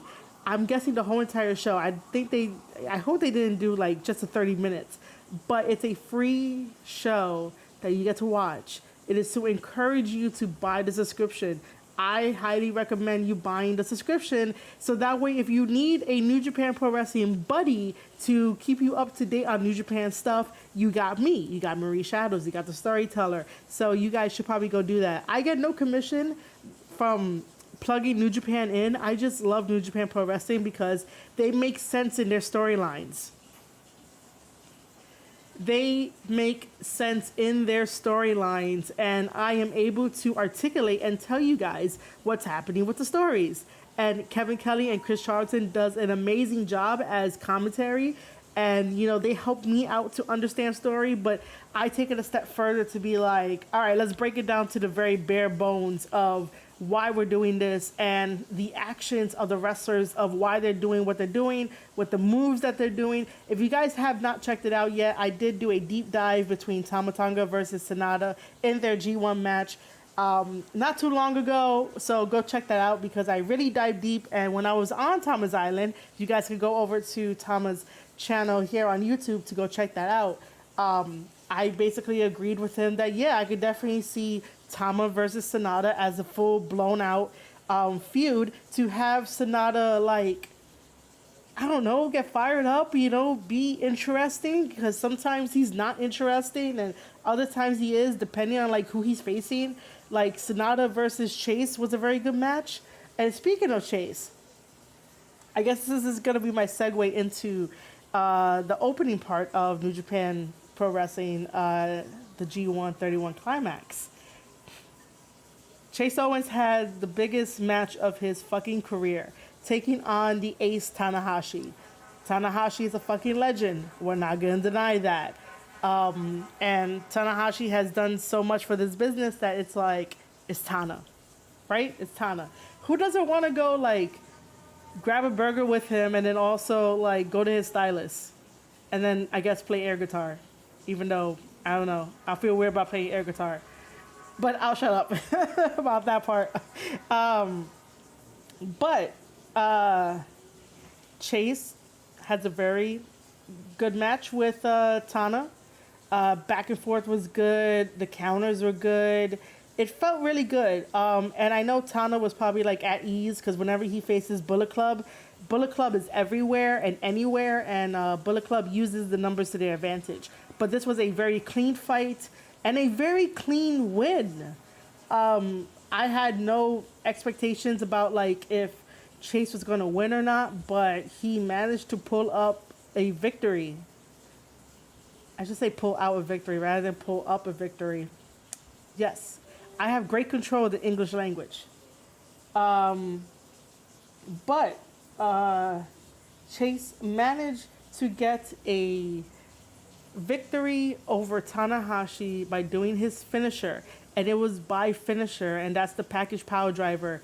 1, 2, 3, and ChAsE gets his first 2 points of the G1. Now here comes my conspiracy theories. You guys gotta like sit in for this. Make sure you have snacks, and make sure you follow along with me.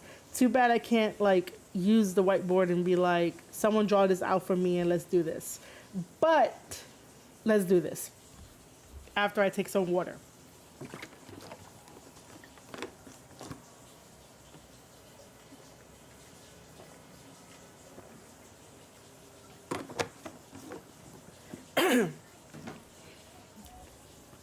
Oh, by the way, I am wearing a wHAt t-shirt right now for this live stream, which is very fitting. Very, very fitting. Anyway.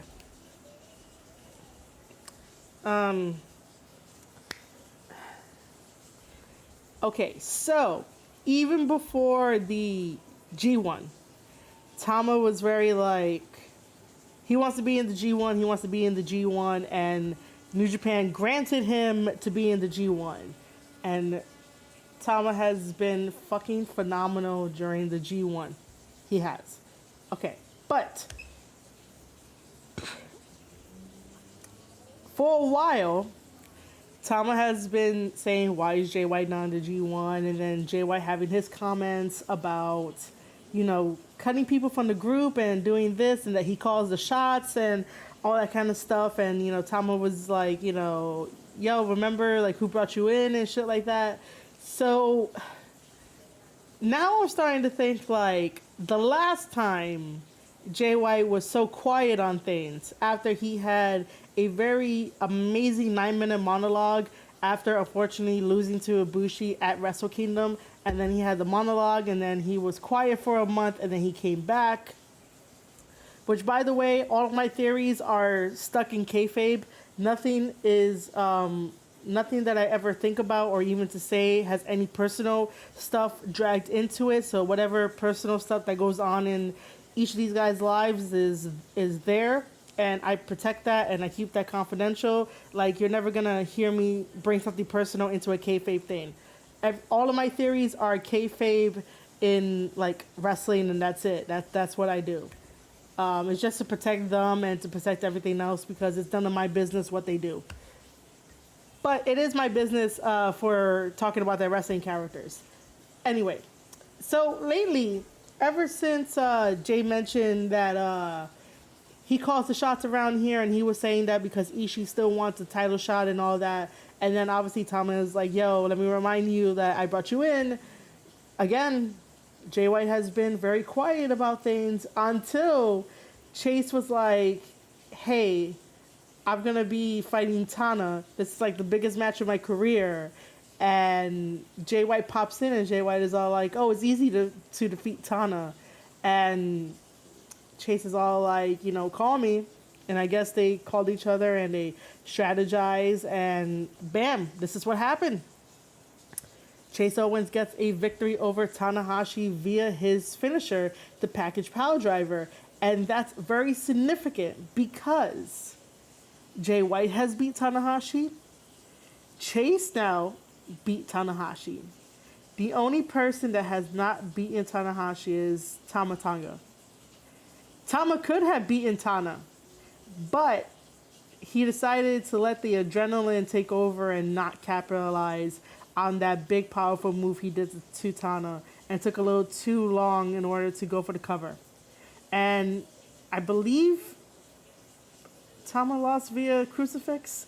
I'm going to have to go back and watch it because that's another match that I have to go and talk about on the Square Circle podcast because that match is definitely worth it. And usually, since I'm not doing like a full-length review of the G1 nights, I will have to say for this one in particular, for the 10-4 Block A1, that ChAsE Owens versus Tanahashi is definitely a must-see match because of the outcome. And then followed by the honorable mention of Tana versus Evil. And that's like the format that I've been doing to try to catch up with the G1. And if it wasn't for ChAsE pulling out the victory, then I would have said ChAsE versus Tana would have been the honorable mention, and what would have took the place was Evil versus Tana. Evil versus Tama. There's Tana and there's Tama and like, my God. Anyway, yeah. ChAsE Owens pulls out the biggest, most historic moment of his career and of New Japan history, defeating Tanahashi. Like, no one had that on their bingo card. I didn't have that on my bingo card to have ChAsE pull out a victory and getting his first 2 points on the card. But I guess talking to Jay White helps, right?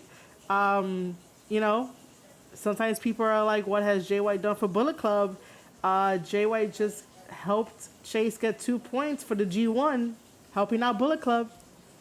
But yeah, you guys know that Jay White is one of my favorites. So I'm going to defend Jay to the best of my ability, like no matter what. Anyway, other than that, we have right after that match, right after that opening match, we have Tama versus Evil. Oh man, somebody should definitely cue in the phrase of Bullet Club is fine. So, Tama versus Evil was definitely a very good match. Of course, Dick Togo doing, you know, YouTube, that's his name. YouTube, do not, like, strike this video down. But Togo doing Togo things, meaning that interfering, and there's been a lot of interference from Togo, which is kind of annoying. And I'm still trying to figure out a very balanced way of making Evil work. And I don't mean work as in like wrestling and like work rate, but like the character itself, making it work, because Togo is definitely bringing down Evil. I mean, hell, like if we want to compare like supernatural wrestling characters to like Evil, why did I say that? If we want to compare like the supernatural characters, so like when Undertaker was around, Paul Bearer did not like interfere as much as Togo did, right? Like that didn't really happen. When Kane was around and he had Paul Bearer as well, Paul Bearer did not interfere as much as Togo. I mean, I was gonna bring up Bray Wyatt, but then I'm like, yo, Bray Wyatt didn't have a manager in his corner. But like, managers are supposed to know how much is enough of interfering in matches. And I think that the more times that Togo interferes in Evil matches, waters down what Evil can be.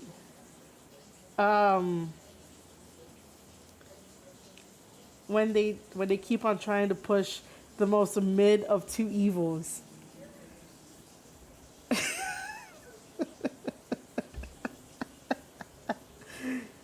when they keep on trying to push the most mid of two evils. Oh my god. Look, man, I wouldn't consider Evil to be mid. I would only consider Evil to be mid because Togo is with him. If Togo is not with him, Evil is not mid. Evil can definitely be a top contender. I'm still trying so hard to figure out how the fuck to like repackage Evil to be Evil and not have so much Togo interference, and it's draining because I'm like I don't know what Evil wants to do. This is where my writing skills will kick in, and I would definitely be like, Evil, tell me like your strengths and your weaknesses and like what goals you want. And you know, if he tells me he wants the IWGP Championship, I'm gonna be like, no, why don't you just make up a new one? Like, let's not go after the title. Let's go after something different. But other than that, like, sometimes I think about it to be like, how can I? It is management. It is, and Gato and Jado needs help, and if they need help, I'm there to help them. I don't mind booking with them, and you know, trying to like make everything make sense. I just don't think having Togo interfere 24/7 is a very good look for Evil and a very good look for the House of Torture. Like, okay, for example, if we're gonna get into the match, right? I'm probably gonna get into it deeper when like I do it on my own for the Square Circle podcast. For this live stream, I'm talking like really off my head. But in the match, right? And I'm skipping all the way to the ending. The lights go out.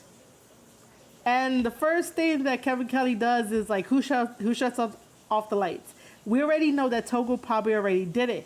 But after the lights are shut off, and then when they come back on, you see Togo choking out Tama. And by the way, why the fuck would you try to choke out the true leader of the Bullet Club? Why would you want to choke him out even though it's a wrestling match? Like, I would think that at one point, Tama's like gonna go into Togo's like hotel room and like beat the shit out of him. Like, I would love that. If he does, like, you gotta record it. Like, I gotta see that shit. Because it's like, why the fuck would you do that? That's like stepping over the line. Like, you know, I would have personally had like a meeting with him and like kick his ass out and be like, yo, I know that it's a wrestling match, but like, don't fucking do that shit. He's not the enemy. It's your own fucking teammate. And he's the one that approved the House of Torture. And you're gonna go and like strangle his ass. Come on. Like, what the fuck? But that's besides the point. When the lights come on, yes, we see Togo choking Tama. And then it's revealed at the end when after Togo does the fucking low blow and does the roll up and gets the victory, we know that Sho was the one that shut off the lights. I like this show. I really do. But you don't do that to Tama. Go do it to somebody else. You don't do that to Tama. And, you know, Tama has the, like, if you guys saw the new merch that GOD dropped, and one side is the face of a gorilla and the other side is the face of a lion. Obviously, the gorilla is in significance to Tangaloa. And then obviously I'm just pairing the lion with Tama, and I was like, Tama's hunt better in darkness. what I was originally going to say was lions hunt better in darkness. So that could be like a little storyline tidbit or something that can be added on as a layer into whatever we're trying to do here, because I don't know what we're doing. I really don't know. I have no other idea. Now, getting to Tama's tweet about should he trust Evil or not. He should keep an eye on Evil, but you shouldn't trust Togo. Because Togo is the one that's influencing everyone and everything, from all of the distractions to make sure that his guys win. And I understand that. You as a manager, you want to make sure that your guys win. 100% agree. I get that. But, you know, your wrestlers that you're managing should have the skill and the whereabouts to get the match done on their own, to pull out amazing moves and make us remember things. Because half the time that Togo interferes, I'm not going to remember a damn thing. I'm just going to remember that he interfered. It was a bad match. Why the fuck are we doing this? Which I think it needs to, like, you know, slow down and stuff like that. Or at least, like, slow down.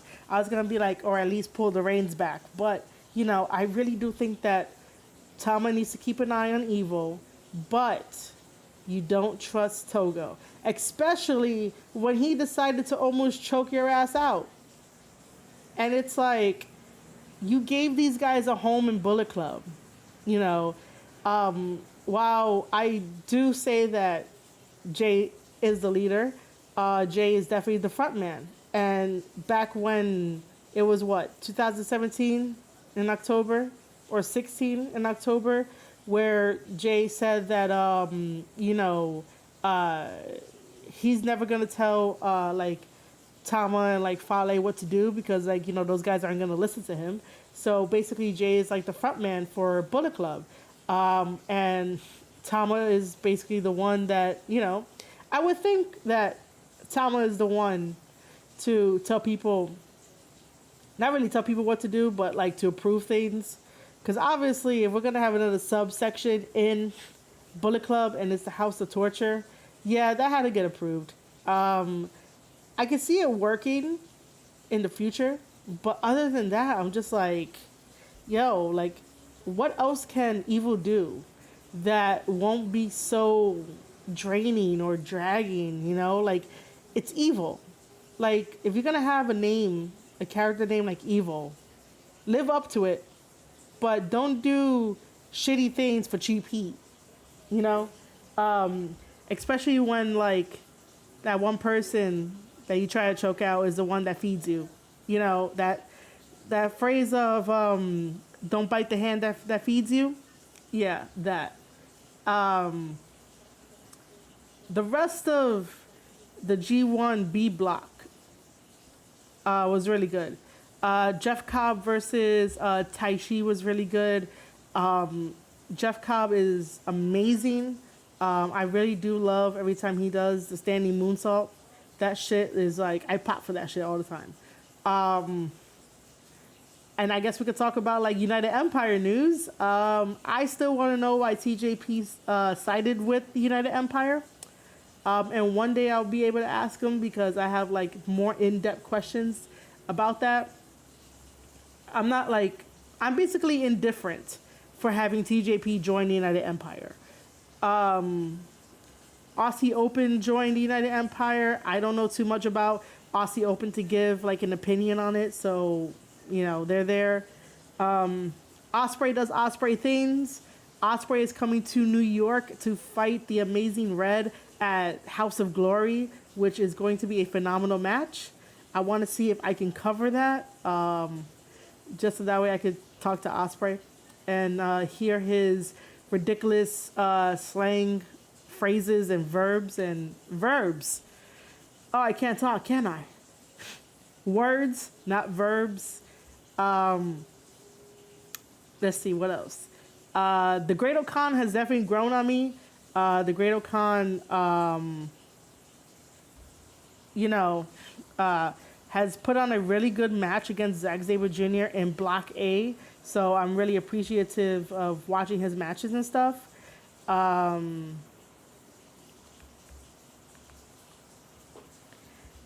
Jeff Cobb is incredible in the ring and at promos.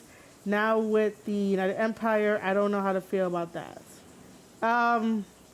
Yeah, you know, the United Empire is all over the place. Hinare is still stuck in New Zealand, unfortunately. I can't wait for him to at least, you know, come over to the States. It's not necessarily his fault. It's not his fault at all. I hate that this is live. I can't edit any of this shit out.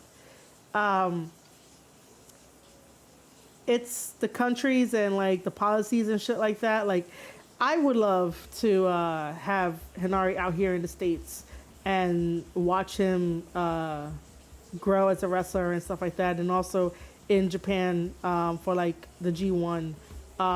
Japan is probably going to soon be a little less strict with their rules for COVID, but you know, it's still the same shit.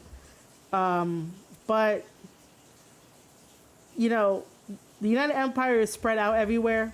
I wouldn't be surprised if like Jeff Cobb decides to like take over the United Empire, but I don't think Will is gonna let that happen. But yeah, that's the state of the United Empire. The United Empire has a bunch of great guys with great talent. I just wish that we weren't in the situation that we were in, because before Ospreay got injured and they were going full force together as a team in Japan, and I'm talking about the United Empire, I really thought that they could rival Bullet Club in terms of storytelling. I was getting super excited for it. I even mentioned it on one of my podcast episodes. It should have been when I was talking about going over night one of Block A, where we had Tonga Loa versus the Great O'Khan, and that was like the beginning of what I was saying, that like it would have been nice to have Bullet Club versus the United Empire. And I wouldn't have mind like planning all that out and trying to get these stories up and running, because you have Jay, who's like the best talker in the business, and you have Ospreay, who wears his heart on his sleeve. And if you guys don't want to agree with me, Will Ospreay can really do some amazing promos, and we can add him to the debate of being one of the best promo talkers in the business as well. So when you have Ospreay and Jay going at it on the mic, yo, I could have created some shit between the Bullet Club and United Empire. I'm just waiting for like my fucking time. That's all it is. It's waiting for the time. But I don't even know how I would have started everything. But it really felt like both of these guys were trying to make their respective divisions like in their own image. Since Jay White has the Never Openweight Championship title, you know, to make that division in his own image and how strong and powerful that will be, because he's definitely a strong and powerful guy. Like, you know, you want to follow him because you know that at the end you're going to get all truth. I don't think that this dude is going to be straight up lying to people and shit like that. And the same thing with Ospreay. Like, Ospreay wears his heart on his sleeve, and you can tell that you can like follow him and maybe get like some glory and greatness and stuff like that, in terms of like kayfabe and shit. And when he was champion, before he had to like drop the belt,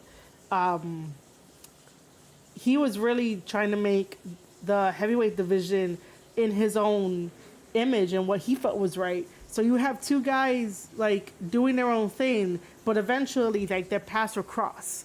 And that's how I saw it in the future. Like, if I were to ever plan this out, both of them could go on these two parallel universes or parallel like story missions. Oh my god, my brain like does not want me to find the right word. But story paths, let's say that. They're saying on two different story paths, but eventually they're gonna cross. And that's what I would have liked. I would have liked to definitely do that for them, just because wrestling gets me excited and I love writing about it and talking about it. But yeah, I'm gonna have to like put a pause on New Japan Pro Wrestling G131 Block B for the 10-4 episode. Just go make sure to just watch like the first 2 episodes. Oh, well, I could quickly say that Yoshihashi versus Goto was good, and Okada versus Sonata was good. And I think that was it. Or am I missing one? Either way, this one for Block B was really good. They chose a really good one to put it for free for you guys. But remember, like, if you enjoy the New Japan breakdowns that I give you guys, or even just talking about New Japan Pro Wrestling, not only support me and the channel and everything else, but head over to njpwworld.com and sign up for a subscription. It's only $9.99 a month. You're not losing anything. It's way better than the WWE Network and way better than the Peacock Network. Like, it really is. You actually get to watch wrestling and get to realize how great of the storytellers that they are and how great the storytelling is. And then you have me as your companion to break down all New Japan stuff. Okay, so I'll stop giving a lot of free press for them for right now. So I guess we can open it up to Q&A. If you guys have like any other questions.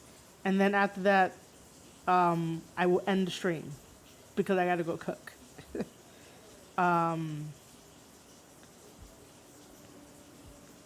Tell your friends about the stream because I don't stream. This whole entire thing was just me talking about stuff and then tripping over my words and saying the wrong words and stuff. And I don't know how this is going to translate to a podcast. It's going to be very interesting. But yeah, let's see if we have anything.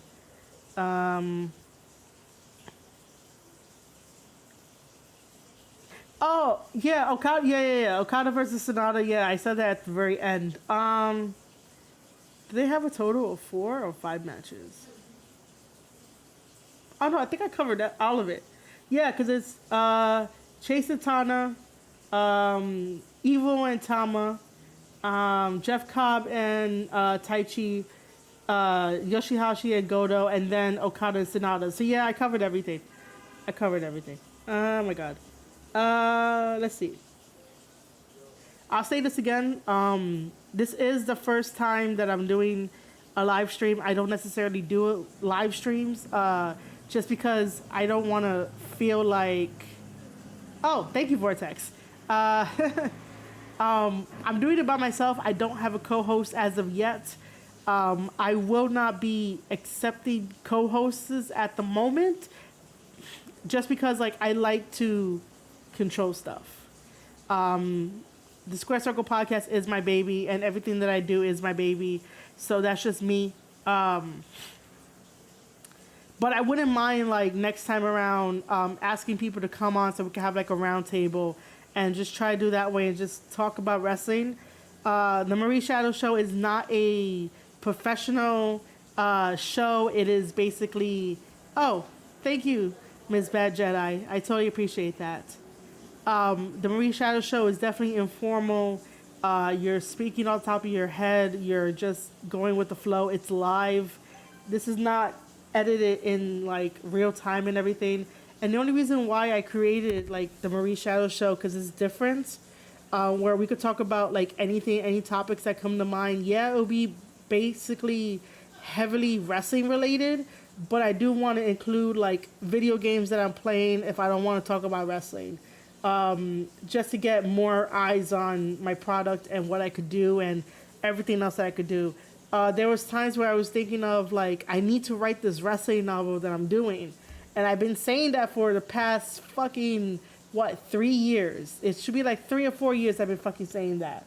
And I haven't done it. And like, that's one of my goals. Other than like signing with a wrestling company. So like if I'm able to sign with like New Japan Pro Wrestling, that's like fucking great. I would love to. If I could sign with AEW, I would love to. If I could sign with MLW, I would love that. So getting signed with a company is a goal of mine. Finishing and publishing this wrestling novel that I've been talking about for like 4, maybe 3 years is a goal of mine.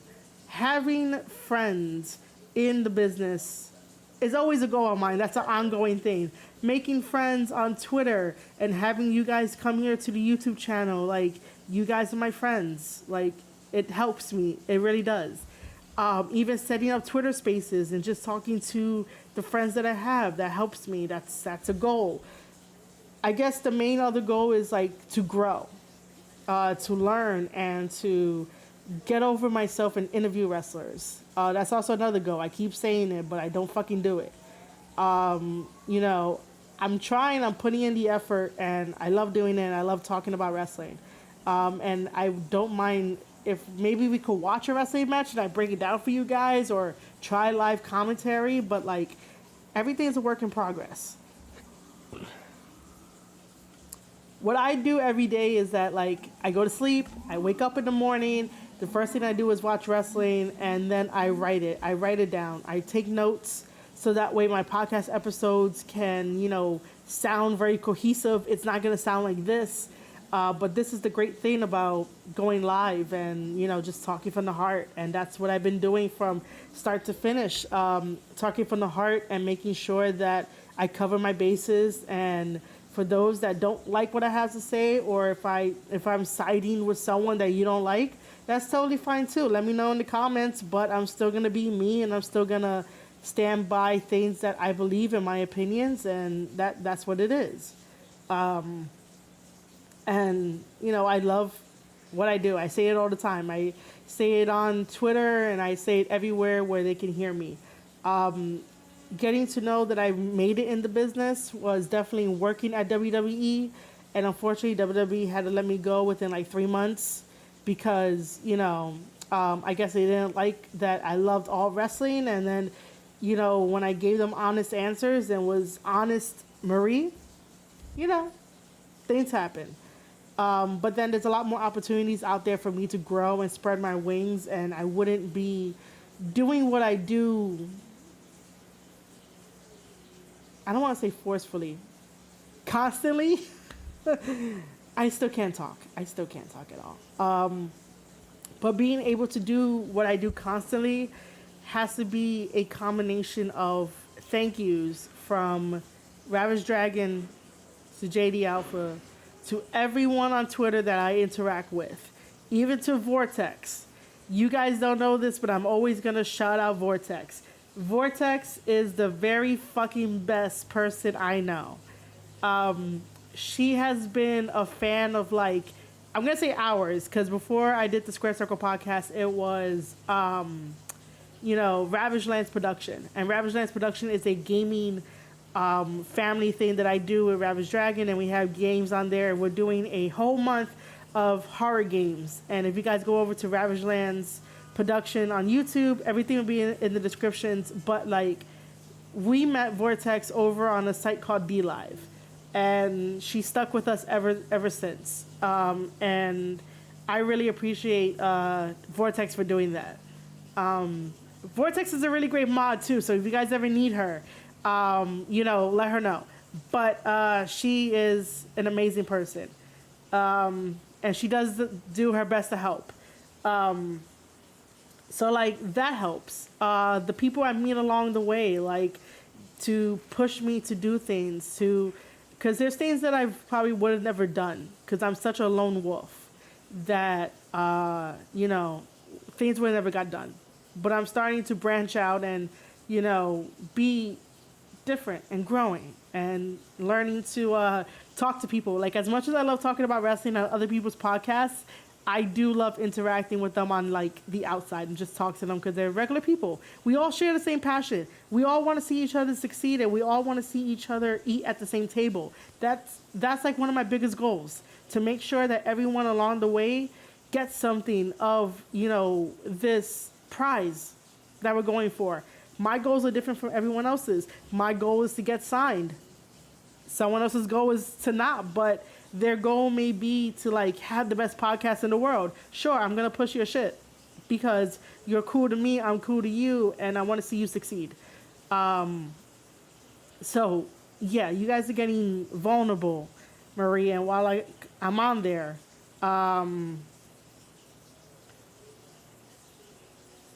yep, that's exactly right, Vortex. Yeah, I definitely appreciate that. But while I'm here, like, pouring my heart out too for like the first episode, right? Like, you know, during this pandemic, you kind of realize like who's important and like who's gonna be there. And I know that we're all suffering at least some type of like mental illness. Like, we're just gonna put it out there. Whether it is that sometimes your brain overthinks, whether it is that like you think you're not good enough, or like whatever the case may be, right? Because like I get there too. Like, I overthink. I've been overthinking since like I was born. I never really had the time to really like sit down and like go to a therapist. And I guess like starting the podcast and like meeting people and just listening to people's stories and like doing this, like this is my therapy, which is a very bad thing. This should not be my therapy, but because I love wrestling so much and wrestling helps me get through, you know, shit that I think about, you know, I just want to mention that wrestling saves people, and we should be a lot more supportive in the community, and we should be a lot more supportive with the wrestlers as well. Without them, there wouldn't be us, and without us, there wouldn't be them. And they're just trying to get through everyday life like everyone else. And I realized that I made it when I went to WWE.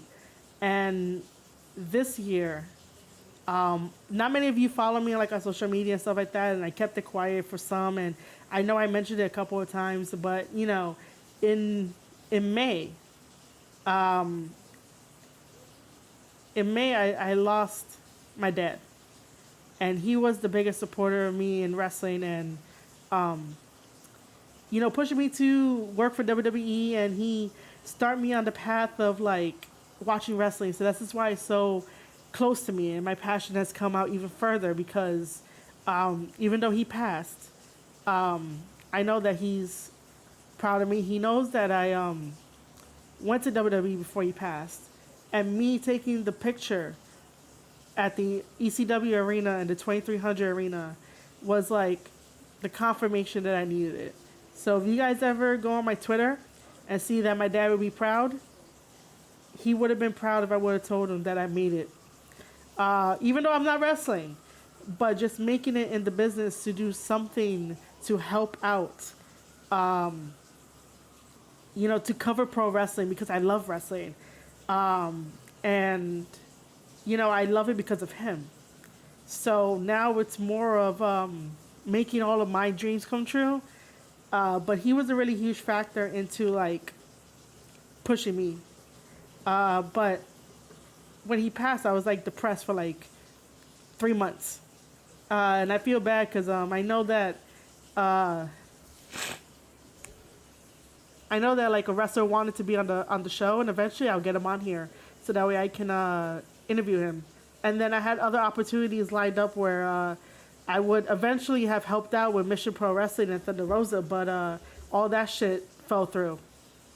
Just because, you know, I had to deal with my dad, and then like when he passed and shit, and then being depressed for a while. But wrestling helped me. And I really did enjoy the fact that I get to cover pro wrestling. So don't ever let anyone tell you that you can't do whatever you want to do. Because I have my own path, and I am a testament of doing what I love without, you know, burning a hole in my pocket, because I met such great people along the way to help me realize to just be me and to just put yourself out there, and eventually, you know, things will happen, and to be optimistic. I don't know where this is going. I really don't. And this is like, I don't know if this is like a bad ending to this, but, or maybe not. You can let me know in the comments. But I don't really share a lot of my personal life at all because it is Marie Shadows. Like, you know, I gotta keep it kayfabe, right? But I realized that last Saturday, going to MLW was the biggest achievement of like what I do, and that's cover pro wrestling. The biggest one is obviously working for WWE, but the second one is definitely going to MLW, enjoying the hell out of FightLand, getting to meet other wrestlers and get to hang out with the ones that I know, and getting to take a picture in front of the ECW mural. And, you know, being welcomed into that space made me realize that, yeah, I made it again. So I guess the moral of this is that don't ever let anyone tell you different. If you are passionate about something, go and do it, and make sure that you do it to the best of your ability and learn along the way. Don't be afraid to, like, you know, ask questions or do stuff. Like, there's times where, like, there's times where I jump into things and, like, I fuck shit up, but half the time I'm, like, on the right path. So if anyone ever wants to, if anyone ever thinks that they're not gonna be achieving their goals, just keep working at it. There shouldn't be a time frame, and I say that now, but sometimes I think that there's a time frame on me, even though I'm 30, and I guess I'm just starting. I'm just beginning. But my passion can be seen throughout everything that I do, and how I explain wrestling to you guys, and, you know, how I break it down, because I love what I do and this is my bread and butter. There's nothing else that I know how to do outside of talking about wrestling, even though, like, I don't, like, wrestle. I try wrestling. It's not for me. I don't mind doing the training just because it, you know, helps me lose weight, but like, I'm not gonna be in the ring and stuff like that. So that's why I said I was proud of Alicia for that. But yeah, I don't know where this is going. And I'm gonna have to cut this soon because I want to go cook and eat. But I really do want to thank Miss Bad Jedi for letting me know that I did great. And Vortex for letting me know that I also did great. And everyone else that stopped by. If you guys want to, hold on, let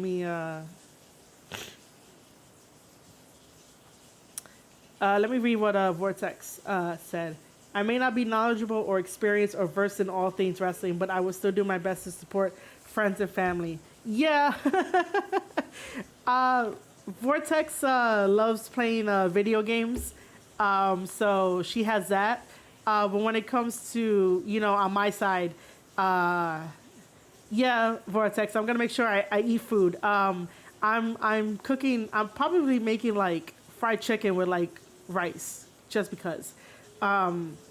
But I wanted to get this stream out of the way because it was fucking bothering me. My brain was like, yo, you should stream. You should stream. And I'm like, no, but I don't know. Maybe, should I? And I was like, fuck it. So I did, and this is what you guys are getting. You are getting, like, 100% Marie Shadows. Because I've been told that I have a presence, and I have a charm, and I'm adorable. And if you think that I have a charm, I'm adorable, and I have a presence, make sure to comment that down below. Just so that way I know. You know, I just gotta know these things. You know, I don't know. I tend to overthink about things, and I tend to overtalk. And Ms. Bad Jedi also said that that's the thing. I want to believe that there is no expiration date for dreams. Yeah, there isn't. But society will tell you that there is. Society will tell you that there are expirations for dreams. But as long as you stay the path and stay the course and you know exactly what you want, no one can deny you. The same way that I know that I'm destined to be in the wrestling business, even though I don't wrestle, but I can do a lot more other things and bring value to everything around me, then yeah, I'm going to do it. No one's going to tell me no. This is going to be the end of it. So again, you know, thank you guys for joining me for this first ever it's not even Q&A, man. Like, it's just me talking. It's me talking about wrestling, and maybe we could get some like life shit in here too. I do appreciate everyone that stopped by.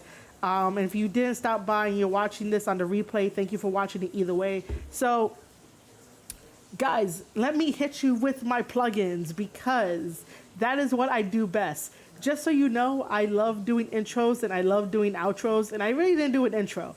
Probably for the second show I'll do an intro, but I love doing outros. All right, so here we go. I have no idea what the fuck I'm gonna say. Oh my God, I love this. All right, so ladies and gentlemen, if you enjoyed that live stream, this is the first ever live stream of the Marie Shadow show. I'm already fucking up. This is the first live stream of the Marie Shadow show, and it's definitely an informal show. Don't think about it being professional and all that kind of stuff. If you enjoy what I had to say, make sure to follow me at the following social media platforms. Make sure to hit that follow. Nope, I'm already fucking up. YouTube don't have a follow button. Jeez, that's the second time I'm fucking up. We should have like a fuck up meter like on this stream so I could be like, yo, this is how many times I fucked up, but it's okay, you're here watching. If you enjoy my content on YouTube, make sure to hit that subscribe button and even that notification bell so you never miss an update or a video or whatever I'm going to do for the YouTube channel. And if you want to hear this on audio, head over to anchor.fm/Square Circle Podcast. It's going to be there. It's going to be a weird thing, but enjoy it nonetheless. If you want to follow my newsletter, head over to... Actually, you guys can head over to the Twitter page because Twitter now allows me to have the review newsletter that I have. You guys could just quickly hit that subscribe button there and you'll be signed up to the newsletter. So head over to Twitter, just at Marie_Shadows. Yo, I got to figure out how I'm going to do my ending now. I have so much stuff to tell you guys. All right, so make sure you subscribe to the YouTube channel if you think I'm worth it. Hit that notification bell so that you can never miss an update. Make sure to leave a comment about how cute I am or, you know, if you enjoy this. And if you do enjoy it, let me know. Because Wednesday I'm coming back with a live stream of Watchdog Legion. If you want to follow my Twitter, at Marie_Shadows, is where you can find me to talk about wrestling and to let me know how great I'm doing. And also on that profile, you can click the subscribe button for the newsletter to get further information to your inbox about wrestling and to know when I'm going to go live. I do have a TikTok. Follow me at Marie_Shadows on that TikTok as well. And if you want to take it a step further, head over to patreon.com/Marie Shadows. Because guess what, guys? We're making wrestling memories. And this stream is definitely a wrestling memory. So it will be up over there too. And I'm definitely going to have to figure out a way to do my outro. As soon as I said I love doing outros, I fuck up the outro. Welcome to the Marie Shadow Show, ladies and gentlemen. If you enjoyed this episode, you're listening to the Marie Shadow Show with your host, Marie Shadows.